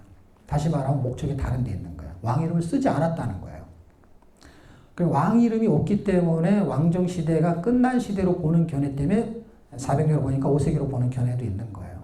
예. 그리고 다르게 보는 견해일 때는 830년으로 보는 견해도 있고. 그러나 어쨌든 우리는 이걸 지금 몇 년도를 지금 외우려는 게 아니라 이거는 성경에 그대로 기록되어 있는 14장에 760년 여로보암 2세 때는 다섯 권의 책 중에 3권이 그렇게 움직이는 거고 2권은 연대가 불분명하니까 다른 데 놓을 필요도 없으니까 그냥 5권의 흐름 속에서 2권을 빼는 거죠. 예, 그러면 333에 보세요. 하나, 둘, 셋. 삼각형 3개죠. 책도 3권 있죠. 2권 빼니까. 여기서는 보세요. 요나는 아수르에 대한 멸망을 예견한 거고 여기 나훔은 아수르에 대한 멸망을 예견한 거예요. 보세요. 다 동그라미 점선은 동그라미 친 것 같지만은 요거 2개는 대죽거리가 없죠. 대죽거리가 없다는 것은 이거는 같은 시대 안에서 뭔가를 설명하는 게 중복되니까 요나서하고 나훔을 저렇게 표기를 한 거예요. 그러니까 시대가 틀린 거는 대죽거리를 했죠. 그럼 여기서도 이거는 시대가 같은 거예요. 왜냐면 여기서도 요나서는 같은 거니까. 그럼 요거는 시대가 틀린 거죠. 그럼 무슨 얘기예요? 요거는 요렇게 지금 3권 중에서 요거는 시대가 700년에 해당이 돼요. 이사야하고 미가. 그래서 이사야하고 미가 이렇게 붙여놨잖아요. 요게 700년, 이 동시대. 이사야하고 미가는 같은 시대의 선지자예요. 700년 경사는 이 2명밖에 없어요. 그러면 이 네 권 안에 요것만 시대가 다르고 요 3권은 같겠죠. 왜냐면 여기서 760년 중에서 시대가 다른 것만 대집고를 했으니까 여기를 이렇게 표시를 했을 때 이 3권과 이거하고는 시대가 다른 건데 감사하게도 요거는 700년에 해당이 되고 요 3권은 640년에 해당이 되는 거죠. 삼각형 하나를 반으로 나누면 여기는 700년, 요 3개는 640년. 그리고 여기까지가 중요하죠. 왜냐하면 지금 보세요. 이렇게 3개 중에서 첫 번째 있는 삼각형은 북이스라엘. 이렇게 끝나면 북이스라엘 날라가고 없어요. 그럼 나머지 2개만 남유다에 해당이 되는 거예요. 물론 이 안에 있는 요엘과 오바다도 남쪽에 어디엔가 속할 텐데 시대가 불분명하니까 여기다 집어넣을 수도 없고 여기다 집어넣기도 곤란한 묻기에는.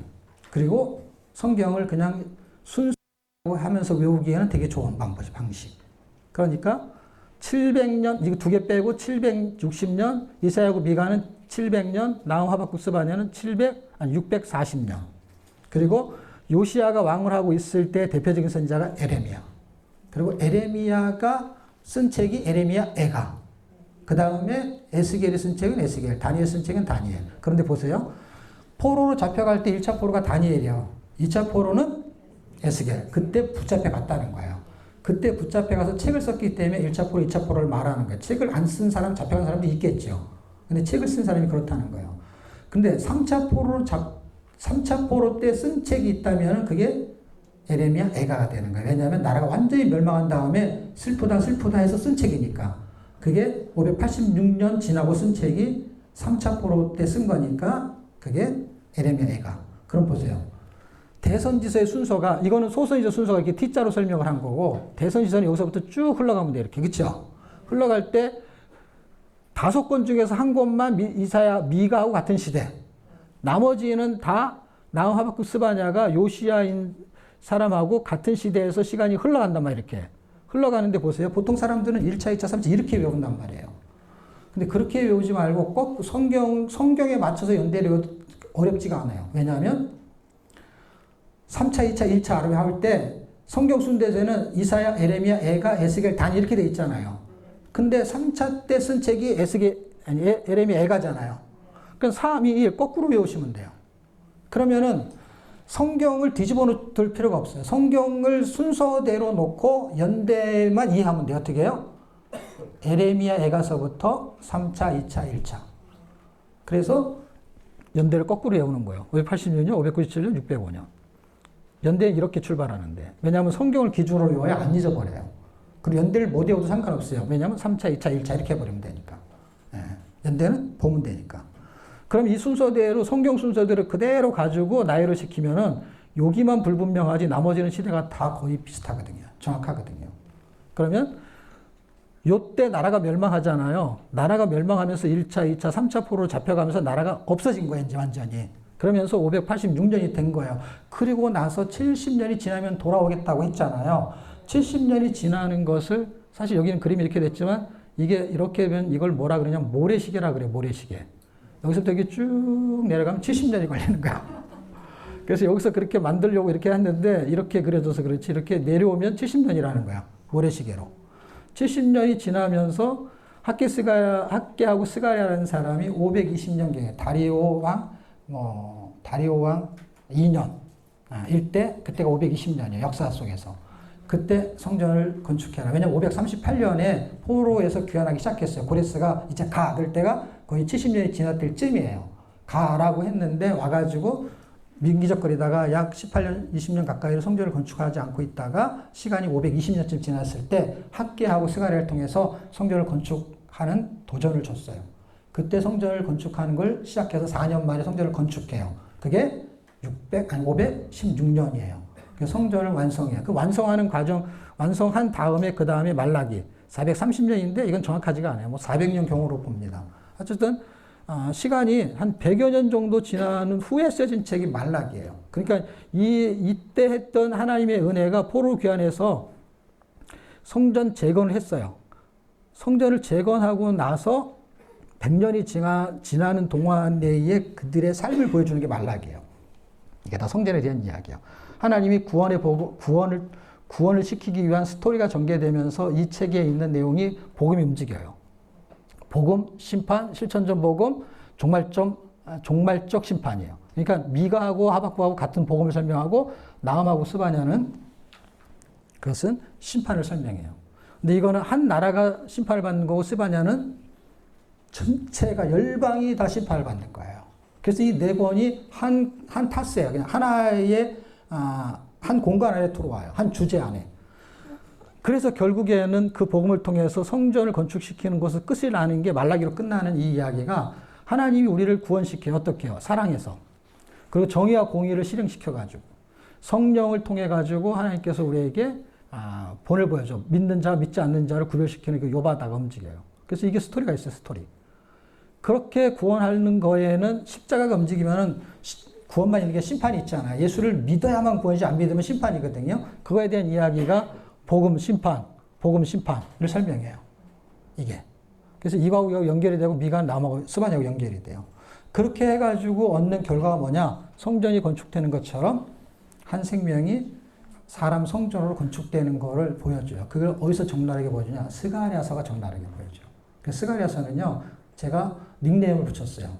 스가랴 읽다 은혜를 받아갖고 이 스가랴서는 예수님의 일대기가 나오는 것 같아요. 그래서 제가 제목을 일대기로 잡은 것도 있어요. 예수 그리스도의 일대기. 그게 스가랴서예요. 스가랴를 되게 사람들이 어려워하는데 왜냐하면 예수님의 이야기를 하니까 당연히 신비하죠. 스가랴서가 이때잖아요. 500년 이때 500년이 지나서 예수님이 오시잖아요. 근데 사실 이거는 700년이죠. 700년이 지나야 돼. 200년 격차가 있어요. 이사야가 말한 거, 미가가 말한 게 베들레헴에서 예수님 탄생하리 하는 게 우리가 잘 아는 미가하고 여인에게 아들 낳은 이름을 임마누엘 하려 하는 게 이사야서 7장 14절이잖아요. 그 이야기나 미가서 5장 2절에 말하는 그 이야기가 700년 지나서 성취되잖아요. 그 성취되는 걸 자세하게 설명한 게 스가랴예요. 200년 지나서. 그래 자세하게 설명하는 거, 이거는 자세하게 설명할 게 없죠. 그냥 아들 낳은 이름을 예수라 하라, 임마누엘 하리라, 베들레헴에서 탄생하리라. 그냥 그대로 돼버리는 거, 설명이 필요 없는 거야. 그냥 700년이 지나서 그렇게 나오면 되는 거야. 근데 이 스가랴서에서는요, 은 30팔릴 거, 그 다음에 창에 찔려 죽을 거가 다 나와요. 모퉁이 또 이게 전부 다 나와요. 종류가 되게 다양하게 나와요. 그것이 신비한 거죠. 왜냐하면 예수님이 탄생한 이야기, 이건 탄생한 이야기잖아요. 이사야하고 미가는. 이거는 탄생하고 죽으실 때까지, 그 다음에 재림할 것까지 얘기하나. 제가 14장까지 딱 읽으면요, 이건 재림할 것까지 나오는구나. 구름에 대한 얘기나, 구름으로 다시 오리라 하는 거 있죠? 그게 스가랴서에 써있다니까, 스가랴서에. 초림과 재림까지, 그 다음에 십자가에서 어떻게 죽을 것까지 다 써있는 게 스가랴서예요. 그것이 성전을 건축하는 이야기로서 썼다는 건 뭐예요? 그렇게 예수님이 죽어야만이 나라는 사람 성전이 건축이 된다는 거예요. 저거는 의미적인 부여예요. 그리고 그게 만약 틀리냐 할 때 맞는 얘기예요. 왜냐하면 예수님이 당신이 십자가에 달려 죽으실 때도 뭐라고 했냐면 저 성전을 헐어봐. 내가 3일 만에 지을 거야. 할 때 자기 육체를 가리켜 말함이라 하는 거나 지금 제가 설명한 거 다를 게 뭐가 있어요. 예수님이 벌써 의미적으로 설명을 했는데. 그리고 그 내용이 담겨져 있다니까 실제로. 근데 사실 우리는 그런 걸 볼 수가 없죠. 왜냐하면 내용을 파악하는 데도 너무 힘든 게 스가랴서거든요. 근데 그 내용이 말하는 거는 지금 예수님을 말하고 있는 거고 그거는 정확한 성경 구절들이 너무너무 많이 있어요. 지금 여기까지 오는 거에 질문 있어요?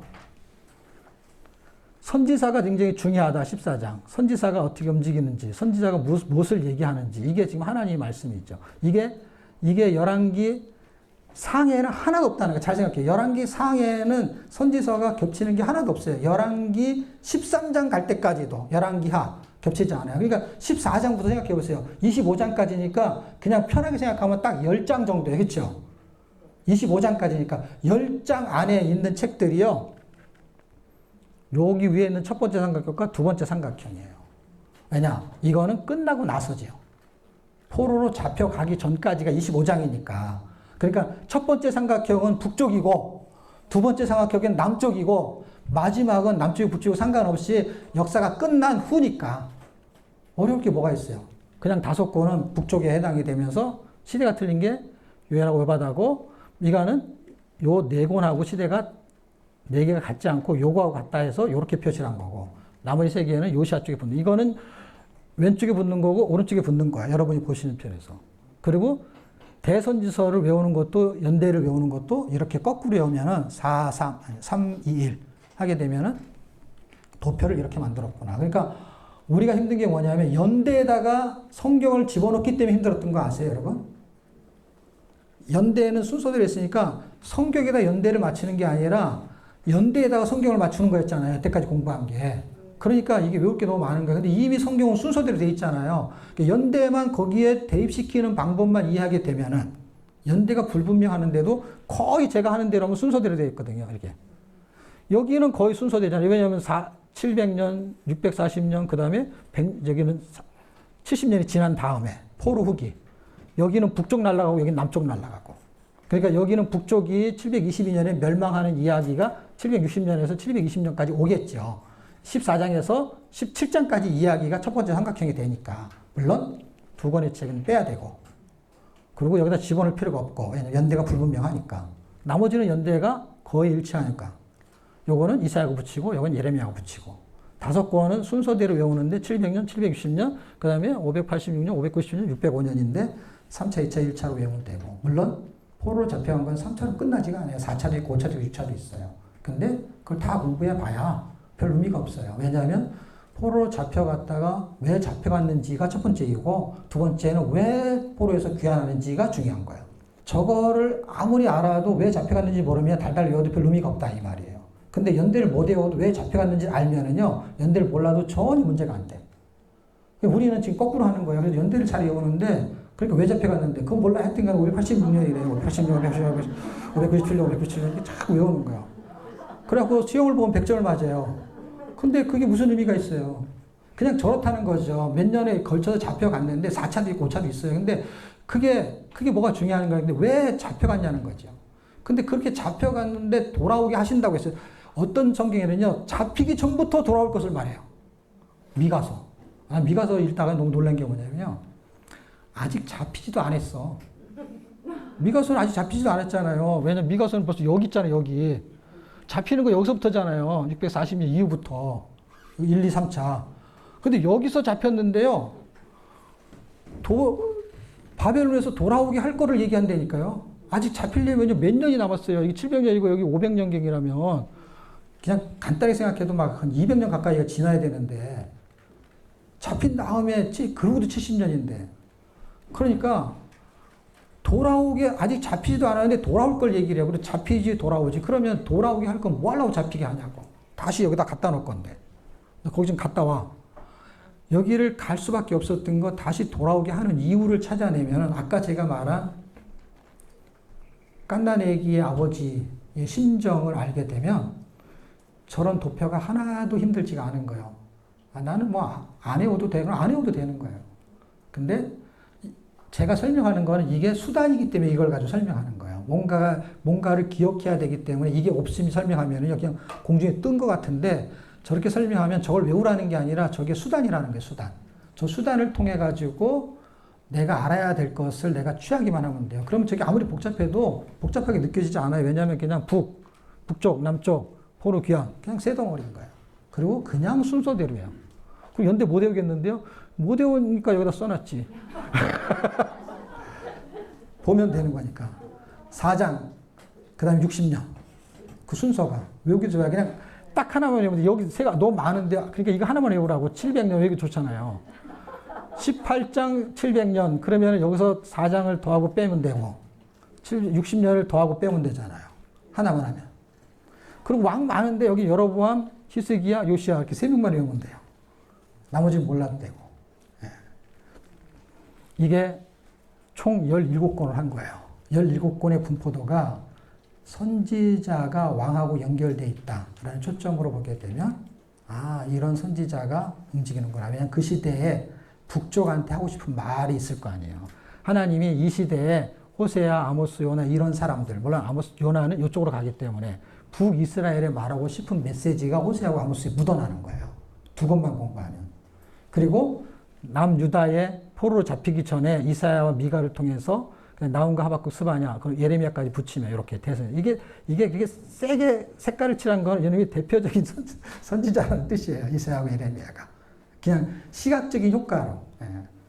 이렇게만 기억을 하게 되면은 세 개의 삼각형이 17명이 17개가 7명은 아니지 애가가 있으니까 17개의 선지서가 이런 흐름을 가지고 있고 그 다음에 어떤 목적으로 기록했는지는 이제 책으로 이제 들어가면 하게 되잖아요. 지금 이렇게 몇 시까지 해야 되는 건데 어떻게 된 거지? 우리가 4시부터 6시까지 통독 강의를 해야 되죠. 10분밖에 못 쉬겠네. 여기서 질문 있으세요 혹시? 네, 사소한 질문 하나 드려도 될까요? 네, 사소한 질문은 안 되는데. 은 30세겔이라 이게 생명 그 영혼의 값이라고 하셨는데 은 30세겔이 요즘으로 하면 얼마의 값어치가 될까요? 갑자기 궁금해져가지고. 한 에바가 한 세겔이에요. 그 보리 한 호벨 반이래 호세에서 나오는 것이 은 15과 보리 한 호벨 반에서 곡식으로 말해요.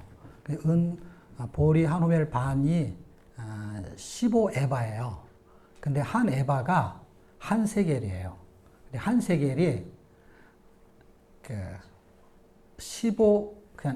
그냥 세겔하고 에바하고 그 은 한 양하고 같아요. 그러니까